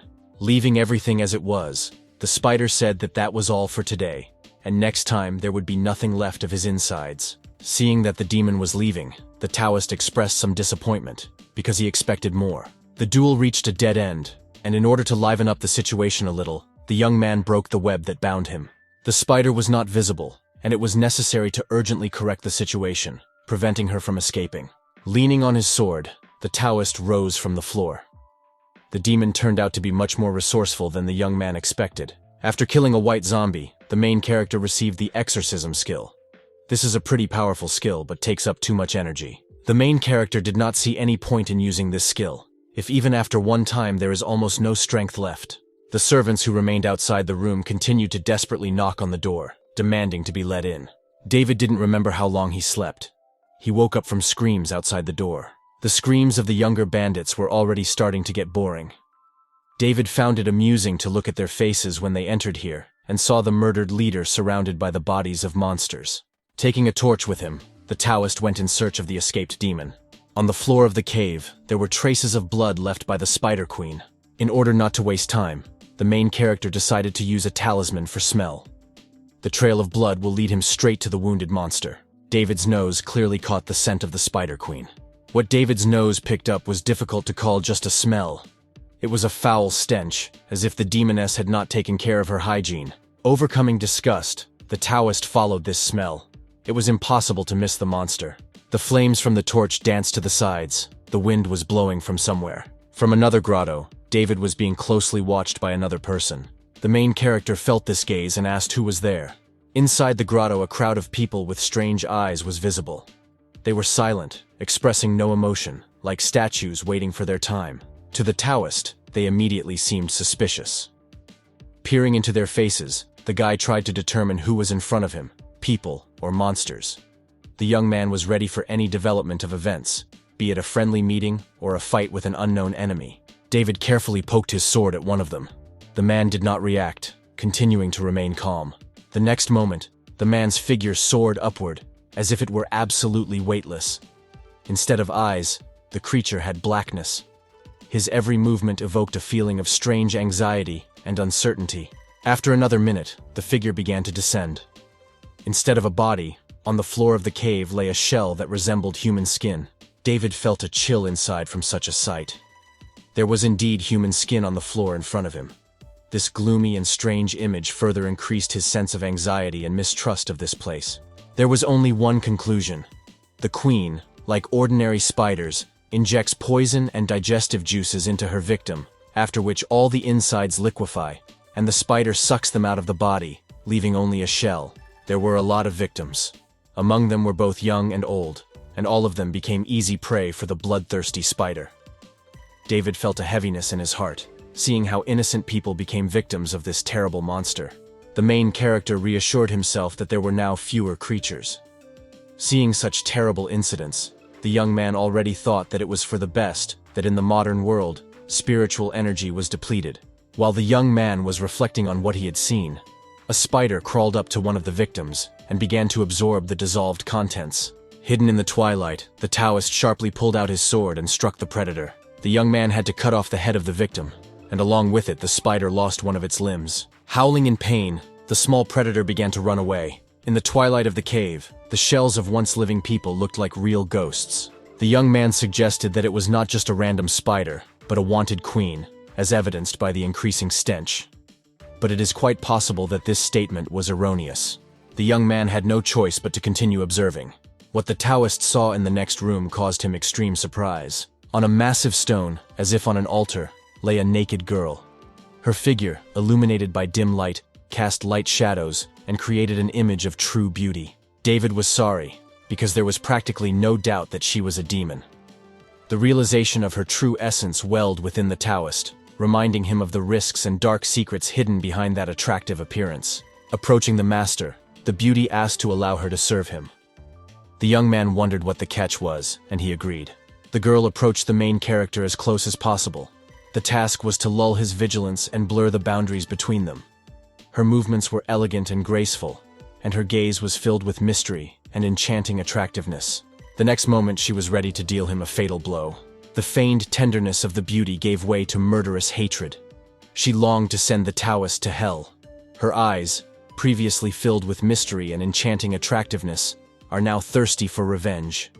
However, it was clear to the main character from the very beginning that the true intentions of this beauty are far from goodness and peace. Her bodily shell still retained its attractiveness, but inside sat a terrible monster. The affectionate smile gave way to an animal grin. She couldn't wait to sink her fangs into the master's neck to enjoy his suffering and victory over him. David was sorry that such a beauty was eaten by a demon. A second later, the bodily shell tore and a huge bloodthirsty spider was born. His eyes sparkled with anger, and his fangs were ready to tear flesh. One blow with a sword was enough to remove the spider-like obstacle. The tension that had arisen before dissipated into the air, leaving behind only the shadow of a conquered threat. Having finished with the demon, David opened the book. He did not understand why there was no reward for perfect justice. In the darkness of the surrounding world, the mysterious whisper of ancient texts was heard that true rewards can remain hidden, like secrets kept in the depths of centuries. The image of the spider on the page did not change. It was still black and white. It turns out that the monster that was killed was not the boss. Outside the cave, the main character was overtaken by a crowd of people. Their leader, armed with a sword, joyfully announced that he had finally found the Taoist they hated. The robber, before attacking, asked his brothers if they remembered their 8th rule. The bandits shouted in unison that the rule is that to avenge a brother means at the same time inheriting everything. That is, the one who can kill the damned Taoist will become the next leader. Disputes began between the bandits over who has the right to take the life of a Taoist. Everyone wanted to take the place of the leader. The scoundrels were going to bring the head of a young monk as a sacrifice to the murdered leader. The main character was not surprised by their behavior. He perfectly understood who he was dealing with, and he did not expect anything else from them. David pulled out his sword and immediately warned that he would have to kill them all. The robbers fixed their gaze on the arch of the grotto. It was empty, but nevertheless, something ominous was felt. With their faces distorted with fear, the robbers scattered, like a pack of frightened animals. Their eyes showed an uncontrollable desire to get away from the impending threat. The brothers, clutching weapons in trembling hands, did not choose the road, knocking each other down in a maddened desire to avoid the impending misfortune. Their imagination was filled with darkness, as if a demon from their darkest dreams had materialized before them. The shadows playing around created the illusion of his ominous presence. Fear pierced their backs like an icy wind, and now their only concern was preserving their own lives. The idea of becoming a leader gave way to a stronger desire to survive in this dark world filled with threats. In the twilight of the arch, David really looked ominous. His eyes sparkled like something otherworldly. In the silence of this tension, it seemed that even nature itself was bowing before him, as if predicting the inevitable in the course of fate. When it was all over, David looked back at the battlefield with sadness. He had no idea how much he would have to kill. At first, the guy thought about letting them go, but all these people were dangerous in their own way, even as pawns. However, they deserved such a fate, and those who remained are unlikely to be as much of an annoyance. Left unattended by its owner, the donkey amused itself in its own way, namely by stealing a leaf of lettuce. The owner of the plantation was furious at the impudence of the animal and threatened to catch it and turn it into a roast. The bandit was about to say something else, but his accomplices abruptly stopped him. Excessive talkativeness is now fraught with consequences. Its owner approached the donkey, praising the animal for its obedience and devotion. The bandit said in low voices that the Taoist, whom they now called the demon, had killed everyone in the mountains. Others asked to keep quiet, otherwise they would be next. David stroked his noble steed, mounted and set off. The sun sat in the heavens, casting golden rays on the earth and on the face of the rider, who, even on a small donkey, embodied the image of freedom and justice. The bandits silently followed the departing Taoist, their gloomy faces expressing open hostility towards the uninvited guest. Looking back at the bandit henchmen, David warned them not to run away. He remembered their faces well. In addition, before dark, they needed to return the cart with grain back to the village. Otherwise, they would not have enough. Knowing his temper, the bandits obediently agreed. The main character drove into the forest thicket. The shadows of the trees slowly absorbed his trail, hiding it in an impenetrable green labyrinth. The whisper of leaves and mysterious sounds of the forest calmed me a little, reminding me that life goes on. Night has fallen, illuminated from the sky by the flickering pale light of the full moon. The Taoist raised the cup under this lunar stream to fill it with life-giving energy. The young man uttered the magic words, "The flickering moonlight fills my cup." Holding a cup filled with the life-giving energy of the moonlit night, David pressed his lips to it. Every drop of lunar energy poured into his body, awakening ancient powers and filling his heart with the blessing of the night. The Taoist felt how with every sip, he himself became part of this moonlit night, permeated with the mystery of nature. The feeling was magical. The pain in my body began to subside, giving way to strength and calm. At that moment, something more than just healing was happening inside him. It was the restoration of harmony between his body and soul under the cover of the magic moon. Suddenly something so incredible appeared in front of David that he could not believe his eyes. The young man froze in place, afraid to move, so as not to disturb the beautiful vision. A fairy, weightless and graceful, hovered in the air right above the moon bowl. Her wings, like transparent flower petals, emitted light, and her hair fluttered softly from the light breeze. The fairy leaned towards the bowl in David's hands, not hiding the desire to also take a sip of the lunar drink. The young man watched this action in amazement. Time seemed to stand still, and the world around was filled with an enchanting aura of unknown beauty. Unable to resist curiosity, the young man carefully touched the fairy, but this touch was enough for her to slip, and unable to maintain her balance, fall into the moon milk. The poor thing was floundering in the bowl as if in a swimming pool, causing only tenderness with its amusing helplessness. From such a sweet sight, David experienced mixed feelings of anxiety and concern. He carefully took the fairy by her flickering wings and carefully pulled her out of the moon milk. The miniature girl resembled a jasmine flower, but the main character was surprised by something else. Was the forest creature really interested in lunar alcohol? The little forest spirit smiled, realizing that the young man did not wish her harm at all. It all looked very nice. David didn't even hide his delight. The young man told the fairy that there was no need to be afraid of him, and offered to accept this lunar alcohol from him as an apology for the bad joke. The fairy smiled in response and scooped up the drink with her palms. At this moment, under the moonlight, the fairy and the young Taoist shared not only a drink, but also a bond that had been created by a night full of mystery and magic. But not everyone liked such an idyll. The donkey, left unattended, approached its owner, and looking at the fairy, snorted angrily. The little creature was terribly frightened by surprise. A second later, the fairy flew up and disappeared into the nearest bushes, leaving behind only a luminous trail. David looked after her with sadness, because it's not every day that you get the opportunity to meet such a sweet, kind creature. The main character was ashamed of the donkey's greed, because the forest baby wouldn't drink much. However, the young man noticed that the animal had become a little wiser since the last time he gave it lunar alcohol, and now the young man had someone to talk to in the wilderness. The silence of the night was broken by the voice of a stranger calling out to the Taoist. David looked around, ready to grab his sword. A guy was approaching the main character. He immediately seemed strange to the Taoist. David took out the jade dragon talisman and lit it to identify the stranger. The night visitor smelled neither human nor supernatural. There was only the smell of earth and plants. The Taoist could not determine what kind of creature was in front of him. The stranger said that today he was organizing a drinking party on the mountain for everyone who knows how to enjoy good alcohol, and invited the Taoist to join. David doubted whether it was good alcohol if even a donkey drinks it. The stranger replied that alcohol remains alcohol regardless of whether a man or a donkey drinks it, and besides, if even a donkey likes alcohol, then this indicates its amazing quality. The stranger's answer did not arouse any particular suspicion, and the main character accepted the invitation, asking the guest to accompany him. The curious eyes of fairies watched the travelers from above. They watched the night wanderers from their tree. Their small figures, illuminated only by the light of the moon and the shine of their wings, merged with the darkness of the forest, leaving only their eyes visible. The Taoist and the stranger walked through the night forest. The steps sounded muffled on the fluffy bed of fallen leaves, and only the rustling of trees and the distant sounds of night nature interrupted this awkward silence.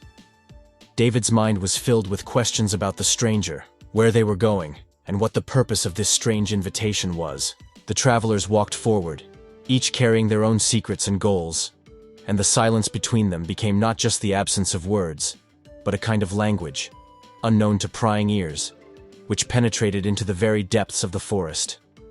The silent pause dragged on, and the main character decided to be the first to break the silence. David said his name and asked how he could address his traveling companion. The stranger was taciturn. He said that he could simply be addressed as the Venerable Nicholas. The winds of the night slowly weaved their network around the travelers, and only the stars, like silent witnesses, shone on them with their flickering light.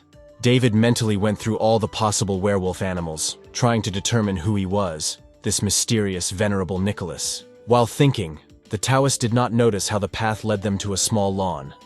Under the moonlight, a mysterious stone structure rose in the very center of the lawn. The main character asked his fellow traveler what kind of building it was. Nicholas replied that it was a stone container for alcohol. The Taoist sensed the unusual aura of the place, realizing that they were standing in front of something more than just an alcoholic vessel. The air smelled of antiquity and mystery. Nicholas took a flask from his belt and silently uncorked it. His movements were confident, like a ritual performed with ancient grandeur. After which he, still without saying anything, poured the contents of the flask into a stone vat. David noticed that the flask also contained excellent wine without the slightest odor. Having finished with the preparatory stage, the Venerable Nicholas turned in the other direction and began to wait. A rustle and someone's footsteps were heard in the forest. A giant appeared in the clearing with a barrel on his shoulder. A bear walked with him, and he held a flask in his paws. Walking nearby were a goat, a wolf, and a donkey, who also carried a barrel and a flask. What was surprising was that all the animals, except the bear, were wearing hats. Approaching the stone vat, the animals and birds began to pour the contents of their flasks into a huge alcoholic vessel. David noticed that the birds and animals also brought with them the best wine. This entire magical ritual took place in absolute silence. When the animals had finished their part of the ritual, Nicholas turned to the Taoist and said that it was now his turn. David lifted his moon cup and poured the contents into the mass. Looking into the vat, the main character clearly felt that this wine was truly amazing in every sense. This vessel is designed to concentrate wine depending on its quality. The evening was indeed unusual. The presence of animals in this peculiar ritual gave this action special significance. Peering straight ahead, Nicholas smiled faintly, Obviously someone else had visited them. David was frozen in anticipation of another surprise. He couldn't wait to find out what else was there. The hare next to the main character interrupted the young man's speech and advised him to just listen. The fairies also decided to join the event. Their appearance filled the air with the scent of flowers. The light penetrated through the petals, creating a magical glow around. David looked at them as if spellbound by this enchanting world of magic and beauty. The young man did not even notice how a feeling of unprecedented affection for this magical spectacle awakened in his heart. Venerable Nicholas greeted the fairies courteously and cordially, gently clapping his hands. A wave of warmth and kindness emanated from the little forest spirits, like an invisible cover protecting everyone from worldly worries. The fairies arrived for a reason. Each of them held a cup of drink in her hands, which they poured to everyone from a common vessel. This elixir was filled with moonlight, the scent of flowers and the light touch of wings, filling the air around with its magical energy. Only now did David understand the true purpose of these small creatures. These forest crumbs are responsible for spilling wine. With every movement of the fairies, the Taoist felt that they were creating something more than just a collection of magical creatures. They were the living breath of the forest, its guardians and creators. The fairies celebrated the main character in a special way. The forest creatures poured more wine into his cup than the others. The young man was quite surprised why he was given such privileges. At that very moment, David recognized her. It was the same fairy who had already visited him. The forest creature looked at him with kindness, smiling sweetly. Her presence filled the air with an enchanting aura of warmth and light, like the rays of the moon penetrating through the thick branches of a tree vault. The Taoist thanked the little girl for her kindness and generosity. In response, she put her finger to her lips. What happened will remain their little secret, like a magical contract concluded between them at this magical moment. This secret was like a legend that would become part of their history and forever remain in their hearts, reminding them of an encounter with magic and kindness. Raising his cup, the Venerable Nicholas greeted all those present. His words sounded solemn, as if a call to the beginning of a special holiday and joy. He invited everyone to drink wine to celebrate this moment in their lives, as a symbol of unity and prosperity. Everyone present greeted him back, praising this wonderful gathering. The gazes of the animals and birds were filled with gratitude and respect for the Venerable Nicholas, who had brought them together at this special moment. David was delighted with what was happening. The wine was so tender and life-giving that it could safely be called divine nectar. Each sip filled his soul with warmth and delight, as if bestowed by the gods themselves. At that moment, he felt how strongly he was connected to the universe and nature, that he was part of something much larger than just a person. It was a moment of true admiration and bliss that he would remember forever. It is not surprising that even a rat and a snake have fun side by side for the sake of this. Seeing how well the animals got along with each other, the main character understood that he, as someone who had chosen the path of Taoism, should be able to communicate with these animals. This was not only a lesson for him in observing nature, but also a reminder of the importance of harmony and unity in this world. Interacting with animals was an integral part of his spiritual practice, and he was willing to accept the challenge of learning this art. Now a new path to understanding the entire universe and himself has opened before the young man, and he was ready to follow these teachers from the natural world. Taking this opportunity, the main character asked the demon brothers if they had seen a spider about 10 feet in size, which was also a demon. A rabbit sitting next to him asked why the young man needed this spider. David honestly admitted that he, as a Taoist, must get rid of her. Hearing this from the mouth of the Taoist, all the animals stopped drinking and fixed their gaze on the young man. The main character already regretted saying this. Everything was so wonderful, and everyone was in a good mood, but now he was afraid that things would come to a fight. Noticing the fear on the Taoist's face, the rabbit said that there was no need to be so nervous. He said that a few days ago, a huge spider appeared in the vicinity of Bloomberry and began to devour small demons. At this festival, there are those who manage to escape, and if the Taoist finishes off this monster, they will all be grateful. The rest of the animals unanimously supported the rabbit. The spider deserved death. Soon the holiday ended, and the animals returned to their business. The Venerable Nicholas asked David why he was in no hurry to leave, because the drinking party was over. The Taoist replied that he needed to go to Bloomberry, but since they were deep in the forests and mountains, he did not know which way to go. Nicholas explained that the young man could go down the left mountain path and then take the state road north to Bloomberry. Despite the detailed explanation, The Taoist did not know where this path was. His surprise and confusion only increased when he realized that his knowledge of the area and the surrounding forest was not enough. Understanding the confusion of his guest, the Venerable Nicholas volunteered to accompany him, since he himself had invited the young man to this event in the forest thicket. Handing the Taoist some strange wooden thing, Nicholas explained that he would lend him this thing. The main character, twirling the wooden thing in his hands, looking at it from all sides, asked what it was for. The next moment, the Venerable Nicholas disappeared, as if he had disappeared into thin air, and no matter how David called him, there was no answer. His disappearance was a mystery, shrouded in mystery that even the young man could not solve. All that was left was emptiness and silence, which filled his heart with confusion and bewilderment. But, right in front of the young man, a path appeared, brightly illuminated by moonlight. Its contours seemed almost magical under the moon's rays. For the main character, this was a sign, a reminder that he was on the right path, and that the moon was his reliable guide on this night journey. David looked at this miracle in amazement, because a second ago there were only thickets here, and now a brightly lit path opened up in front of him, as if appearing out of nowhere under the influence of magic and by the will of higher powers. The Taoist mounted his faithful donkey and set off. Somewhere nearby there should be Mount Lancaster. That's where the young man needed to get. The night wind whispered secrets, and the traveler's ears were open to all the signs and clues that could help him achieve his goal. Looking in front of him, the Taoist thought about many things that he had seen today. Suddenly a thought struck the young man. Is it possible that the Venerable Nicholas is the god of Mount Lancaster? The road took all night, and by morning David came to a small mountain village. One of the families had a problem with their son. No one knew what happened to him, but demonic intervention was suspected. The guy's mother was especially killed. He was her only son, and if there is no way to save his life, then at least save his soul. David prepared the herbs and medicine, and then began to pray. Old Man Elbert taught him this spell. The young Taoist addressed the sublime beings of the 10 directions, the number of which is like grains of sand. He called for beings who transform worlds and save all beings, heavenly and human. The young Taoist asked the higher powers to unite their blessings in order to save the world with a single voice, remove suffering and sorrow, grant all souls well-being in heaven, and not allow them to experience lamentation in hell.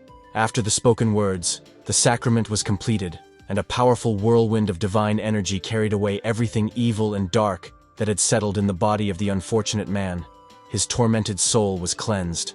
The poor fellow never came to his senses, despite the fact that the terrible appearance was replaced by quiet peace on his face. The young man's mother sank to her knees, unable to hold back her sobs. The Taoist put his palm on the young man's eyes, calming the sobbing woman that her son was no longer suffering. He was now in another world. A few minutes later, a woman approached David to thank him for saving their boy's soul.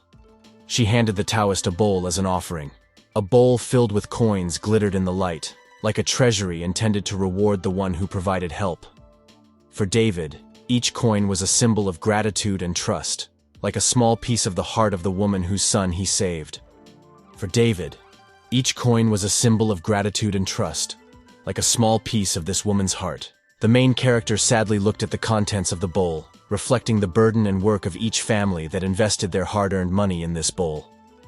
The coins glistened in the sunlight, but to him they were not just money. Each of them was a drop of sweat and effort. Each symbolized hard work and sacrifice.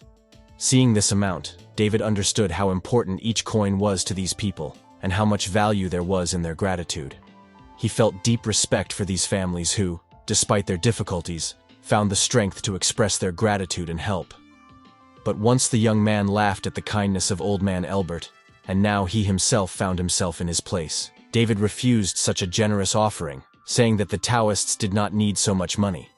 For the young man, wealth was not in money, but in good deeds and inner well-being, and he sought to share this with others. In return, he asked to do him a small favor. Half an hour later, the Taoist stood in a repaired kimono. This was his simple request. The patches on the sleeves were a bit rough, but they were strong and would last a long time. Only the color of these patches seemed very familiar to the young man, like a picture from the past flashing through his memory. David looked around at the grateful peasants, his eyes sliding over their faces as if they were the pages of a book in which he was looking for answers to his questions. Their faces showed sincere recognition and gratitude. Even though the people were silent, The expression in their eyes deeply touched the heart of the young Taoist. Nevertheless, the answer to the question was found. One of the women was missing half of her sleeve. This gesture was a symbol of sincere gratitude and deep respect for the one who helped her in difficult times. Her determination and dedication were a clear testament to her strength of spirit and warmth of heart. For David, this moment was further confirmation that even in the most difficult situations, people are capable of showing selfless kindness and a willingness to share with those who need it. Throwing his luggage onto the donkey, the Taoist thanked the peasants for their hospitality and got ready to set off. But one of the women asked him to stay a while. Her request was filled with mystery, and something flashed in her eyes that attracted the attention of the Taoist. The peasant woman apologized for forgetfulness.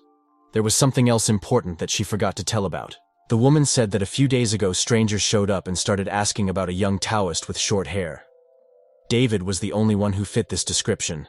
In this regard, the peasant woman asked the young man to be extremely careful if he stumbles upon strangers.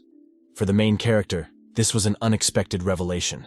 He felt tension filling his body, as if foreshadowing an approaching storm. The main character thanked him for his concern. His words were filled with gratitude and respect for this woman, who was able to warn him from possible danger. However, inside his head, thoughts were spinning like the wheels of a great mechanism. It was clear that the spider still had servants with whom he had to deal. This thought filled his heart with determination and steadfastness.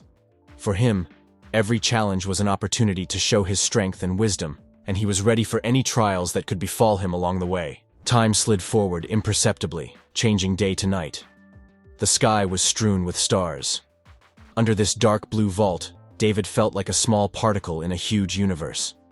Somewhere out there in the heavenly expanses lived the souls of people who once lived on Earth, and now they shone from the heavens with the bright light of the stars, connecting them with infinity. A month has passed since the drinking session on Mount Lancaster, and now the full moon has come again. The rays of the moon shrouded the surroundings in a mysterious glow, like a magical cover revealing all the hidden secrets of the night. For the main character, this time was especially significant, because the full moon was often accompanied by unusual events and important turns of fate. Through the glittering rays of the moon, he felt that something important was happening in his life, something that could change his entire future. The young Taoist's thoughts were interrupted by a voice behind him. The young man was just driving past a small house. His attention was absorbed in various thoughts, but when he heard a call, the young man instinctively became wary. The voice was quiet, but clear, as if penetrating a thick veil of darkness. There was a certain riddle in the stranger's voice, calling to action or warning of danger. A middle-aged man stood on the threshold and smiled. The stranger warned that there was a dangerous road ahead, and it was also night outside, and this is the time of robbers and evil spirits. The owner of the house offered to stay with him for the night, cheerfully singing songs before going to bed. The old man seemed suspicious, and besides, David was not inclined to trust the first people he met. Uncertainty and ambiguity surrounded the stranger's appearance, like a mantle hiding the truth. The main character tactfully refused the offer, assuring that his sword skills were enough for his own safety. Having driven into the forest, the young man looked back towards that house. The old man was indeed quite suspicious.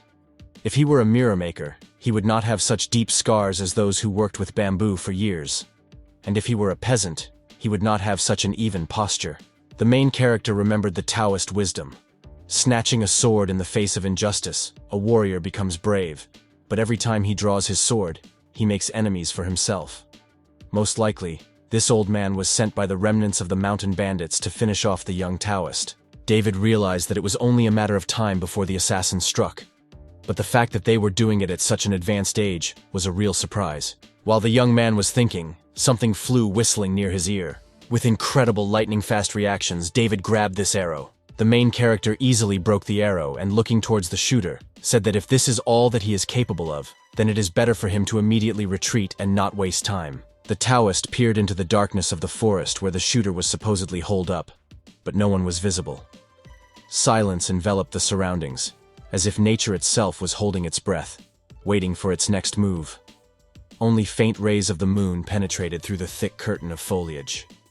David felt the tension in the air, as if the energy of the battle was building up around him, creating an invisible halo. It would be unsafe to remain in the same place, and the main character, continuing to look around, continued on his way. His steps were confident, but inside his heart beat with impatience and tension, like a drum calling for a fight. The Taoist knew that danger awaited him around every turn, but he could not stop. His determination was stronger than fear, and his spirit was ready for any tests that fate presented to him. A moment later, a whistle was heard around the young man again, but this time the attack was much more intense. David drew his sword, parrying the attacks one after another. Now, instead of arrows, swords flew towards the Taoist. Sharp blades pierced the air with merciless speed. Every moment of tense silence was pierced by a metallic ringing as the swords slammed into the ground with amazing precision. From such a pressure of the attack, the frightened donkey reared up. Confusion flashed in the animal's eyes, and he sharply raised his front hooves, almost throwing his rider down. Having dismounted to the ground, it was easier for the Taoist to control the situation. With the power of his energy shield, the young man immediately stopped several swords flying towards him, one of which stopped a few inches from his palm. What was happening now gave David an idea. All this reminded him of one legendary action. Behind the main character, the now familiar voice of an old man sounded, inviting him to spend the night. The man asked if the young Taoist was behaving this way only because of his skills. The old man admitted that they were both not so simple. In this regard, the question was whether David could ignore the skill of his opponent. The main character clarified that he, unlike his opponent, never abused his skills, and therefore his interlocutor most likely made a mistake. The old man looked angrily at the young Taoist, recalling the 137 souls left by the young men on the Snake Mountain. In response, the main character smiled. He had no idea that he had killed so many. Looking straight into the eyes of the old man, David asked the question why he felt sorry for the mountain bandits, without showing the slightest pity for the innocent people who were tortured and killed by these same bandits. In addition, the leader of these robbers entered into a relationship with demons. The question of conscience and mercy awakened rage in the old man. He sincerely believed that no matter how scum they were still servants of the head, and what was good and what was bad was up to him to decide, not the young Taoist. The main character looked at the stranger with contempt, accusing him of working for bandits. The old man was wildly indignant at this position of the young man, because the leader of the bandits was known in the area as the Golden Pillar.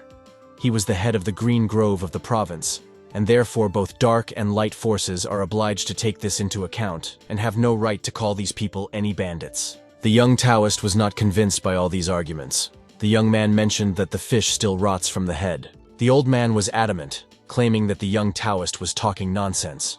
The man admitted that he initially wanted to hire the young man for his unsurpassed skill. But now, after all that had been said, the old man threatened that the young Taoist deserved strong and ringing slaps in the face.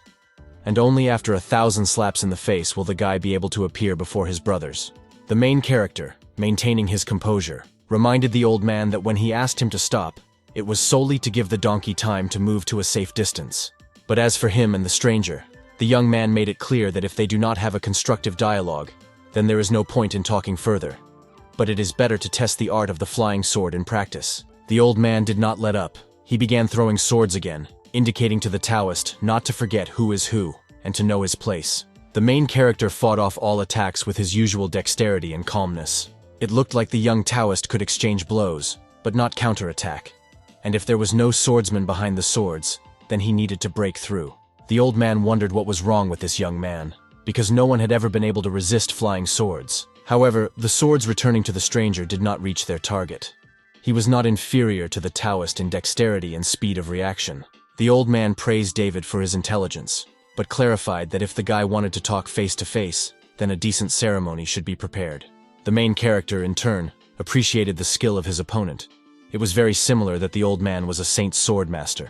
The young Taoist recalled his teacher Elbert saying that the holy swordmaster was essentially a god on earth, and it was quite possible that his flying sword was actually just a flying sword and nothing more. David had no choice but to check with the help of a talisman who this old man really was. The talisman will have to show the true essence of the swordmaster. The old man did not like this turn of events. He froze in tension. A moment later, the talisman was shattered into pieces under the blows of flying swords, without having time to show anything. The swordmaster burst into laughter, claiming that magic is a useless thing if you don't know how to use it. Nevertheless, the main character's goal was achieved. The old man gave himself away. As it turned out, David gave his opponent a false target, and the real talisman was still in the guy's hand. Realizing that he had fallen for the Taoist's trick, the old man called someone for help and again attempted to attack the talisman, but it was too late. The true essence of the flying swords was visualized. Strange creatures appeared in the air, armed with the same flying swords. Their silhouettes floated in the heavenly haze, like ghosts from forgotten legends. The eyes of the spirits, sharp and penetrating, vigilantly watched every movement of the Taoist, as if penetrating through every thought and emotion, ready to respond to any challenge. Now it became clear that thanks to these spirits the swords flew. With their help, the weapon flew in the air with unusual ease and accuracy. Translucent beings, like guardians of ancient secrets, controlled the swords with the ease of a master. Their movements were coordinated and flawless, as if they were one with the weapon. The old man began to insult David, claiming that he was too kind to him, but the guy crossed the line of what was permitted. Now the swordmaster threatened that there would be no more mercy. Pointing their swords forward, the spirits flew to attack. Looking at the sword spirits, the Taoist was forced to admit that the idea was really not bad. The spirits behaved quite professionally.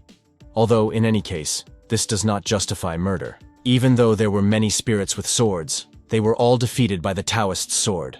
Now the so-called Master of Swords appeared before his rival in a completely different light. A third-rate sorcerer who boasted of his swordsmanship skills. The frightened spirits of the swords hid behind the back of their master, who himself was in a state of confusion, admitting defeat and that his skills were not as good as he wanted to show. The old man had lost his former ardor, and now looked at the young Taoist with completely different eyes, begging him to kill him quickly. David silently sheathed his sword, looking at his opponent with sadness and disappointment. As he was leaving, the young man looked back at the old man and advised him to return to the village and take care of his old age, because the world is too cruel without him. The old man found himself in an awkward position. His pride was wounded.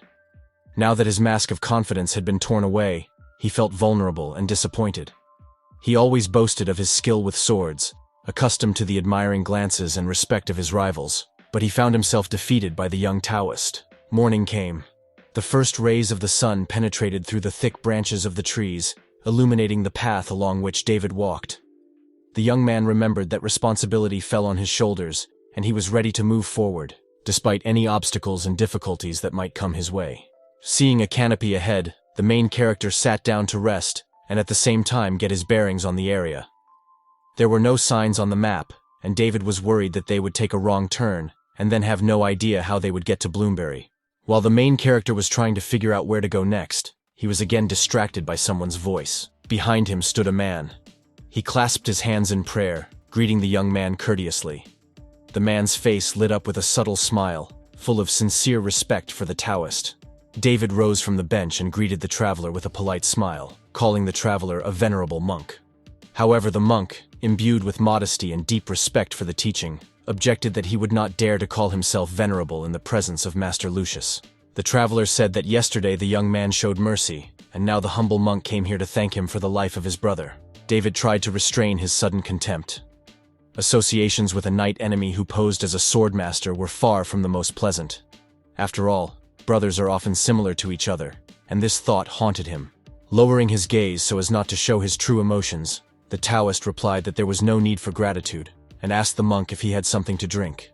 The monk was confused, because he expected more from this meeting. He took out a flask and handed it to David. The main character immediately took a sip of the flask, greedily absorbing the contents. The drink pleasantly refreshed the throat, restoring strength. Still calling the Taoist Master Lucius, the monk asked why the young man was so calm. Because he knew who was standing in front of him, and knew that he was from the Green Grove. There was a note of respect and curiosity in his voice, because he wanted to understand what lay behind this mask of calm and confidence. David thought for a moment, not knowing how best to answer this man. The young man realized that his answer could be of great importance, both for himself and for the person in front of him. Something rustled from the dense foliage of the forest. Then footsteps were heard, quiet and invisible, but full of strength and determination. The Taoist instinctively grabbed the hilt of his sword. The tension in the air was palpable, as if a mysterious beast was hiding in the bushes, ready to strike at any moment. The appearance of the travelers who appeared left no doubt. These were robbers, whose eyes sparkled with anger and thirst for profit. They stood in the shade of the foliage, waiting for the right moment to attack. David felt the glances of the bandits pierce him, like blades of cold knives ready to strike. He felt the frightening aura of these people, whose actions were predictable only in their cruelty and greed. The situation became increasingly tense as the bandits surrounded the Taoist master from all sides. Their numbers were impressive. Dark figures closed around him, creating a ring. A shout from behind with a call to protect the headquarters added even more tension to the situation. There was a clear threat in the air. The main character guessed that the old monk was the very golden pillar. But the question was different. David was interested in what would have happened to him if he had attacked right away. How many bandits he could have killed before he died himself. The monk raised his hand, gesturing for his people to calm down. He said that the well-known Master Lucius really lives up to his reputation. The old man admitted that they were planning to ambush and kill the young Taoist. The main character asked what made them change their minds. The young man understood that these words could be the key to understanding the true essence of this man who stood in front of him. Through all the words and masks, the young Taoist sought to penetrate to the very essence of this person, in order to understand whether this monk was worthy of his title and the respect that was shown to him. The old man explained what caused the change in plans. His old friend overestimated his strength, and Master Lucius showed mercy by sparing him. They cannot repay such a good deed with evil. As for all the people present, they are only concerned about the safety of their leader, because none of them would dare to face Master Lucius alone. David noted to himself that saying such shameless things in person is also a kind of skill. The Taoist asked what the venerable head was getting at in this case. In response, the monk again folded his hands in a gesture of respect and said that he had come here to invite the Taoist master to his Brunswell monastery for a few days in order to express his gratitude. His words could seem sincere, as if it was not just a formal invitation, but a real desire to establish friendly relations. The main character fell silent for a moment, realizing the complexity of his situation.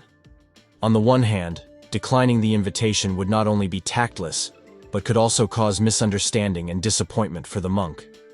On the other hand, he realized that meeting these people could be dangerous, especially in their abode, where they have an advantage. A majestic temple spread out before David's gaze, as if it was trying to penetrate into the very depths of the earth in order to convey to people its majestic beauty and age-old wisdom. This temple had everything that could help one forget about worldly worries and temporarily immerse oneself in an atmosphere of unprecedented peace and spiritual grandeur. Inside the temple there was a statue of the military god of the heavenly kingdom, who was the ideal of nobility and justice. The idol's face radiated grandeur and calmness, and his gaze seemed piercingly wise, as if penetrating through time and space. In the temple, above the statue of the warlord god, there hung a huge sign on which it was written that Tao and heaven would show the way. This was a reminder to everyone coming to the temple about the importance of seeking inner balance and wisdom that will help them overcome all difficulties and fulfill their life mission. The main character looked with sarcasm at all this holiness, along with banditry and cruelty. It is not heaven that steals, but the people who come to this temple. The young man wondered what this old man could be up to, uniting such different worlds under one roof. The servant poured aromatic tea into cups, filling the temple with a soft and pleasant aroma. The stream of steam from the cups created a cloud over the surface, spreading the aroma throughout the room. The old man invited David to the table and began a conversation. He said that he invited the Taoist master mainly to introduce him to his people. In the future, in the event of an accidental collision, the old monk asked the Taoist master to show mercy for the sake of respect for the old man and spare his people. The Taoist thought, because in a world where the forces of light and darkness are constantly in contact, every choice has consequences. Realizing that the venerable monk decided to play on feelings, David tactfully interrupted him and asked him to say everything straight as it is. The Taoist was ready to hear and understand the old man's true motives, but at the same time he was not going to succumb to emotional tricks and manipulations. The old man appreciated the straightforwardness of the young master, and said that in this case, he had a request. At that moment, a young man named Dorian entered the temple premises. He studied David with an inquisitive gaze. After the old man reprimanded him, the young monk greeted the guest. The main character looked carefully at the child. The Taoist watched the stranger with curiosity, trying to penetrate his essence through his glances and facial expressions. It was a striking contrast, a pure and immaculate creature in a bright temple next to murderers and thieves. The head of the clan asked what David could say for his child. The young man remained silent meaningfully, sipping tea. The child really was not like all these people, especially his father. His demeanor, facial expression, even energy. All this was different from those around him. The Taoist realized that this was a sensitive moment that required tact and wisdom in response. However, the protagonist's answer was that this child is pure and unaffected by the evil spirit. The old man was outraged by this answer. He objected that as long as he was here, no evil spawn would dare touch his son. His words expressed confidence in his own ability to protect his descendant and eliminate any threat that might threaten him. The Taoist agreed with the old man. However, he clarified that the people of his clan were so mired in death that even ordinary monsters and demons could not compare with them, because often internal conflict and anger can be much more destructive than external threats. The main character did not explain further, and although he does not understand fate reading, he was well aware that a strong aura should also emanate from the head of the Green Grove. After reflecting a little on the words of his guest, the head said that he had a worldly name. David was amazed when he heard the real name of the head. His name is Donald Schuster. Donald Schuster is the richest man in the province of Goldrich. People said that he donated money to the south when it was flooded. Then he donated money to the north, which was suffering from natural disasters. He also donated money during the coup in the capital. Donald Schuster has made countless donations to people in need. However, all the greatest merits of the head of the clan faded in the light of the fact that all the money he donated was stolen from defenseless people. As if he had read the thoughts of a Taoist, Donald admitted that he had been involved in dark deeds for a long time, and although he had little money left, this did not solve the problems and in no way justified him. His words sounded the bitter melody of past mistakes, filled with regret and understanding of his own guilt. The head said that in his old age he himself realizes that he has sinned too much. He thought that he would go away, wash his hands of his sins by changing his lifestyle, and do more good deeds in his daily life, accumulating virtue. But later it turned out that everything is not so simple. Dorian refused to leave with his father, preferring to become a thief.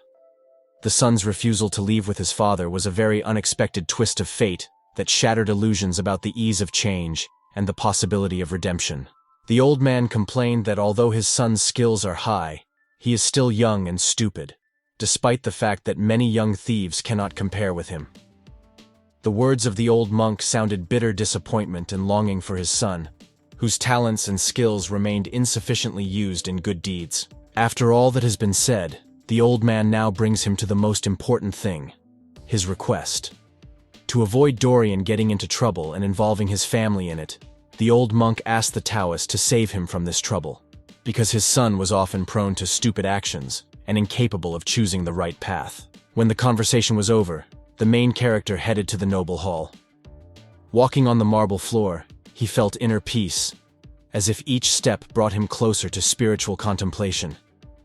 In the hall, there was an altar and a large statue of Buddha, his wise eyes immersed in eternal meditation, creating the impression of the presence of the saint himself. In the same room, David saw Dorian.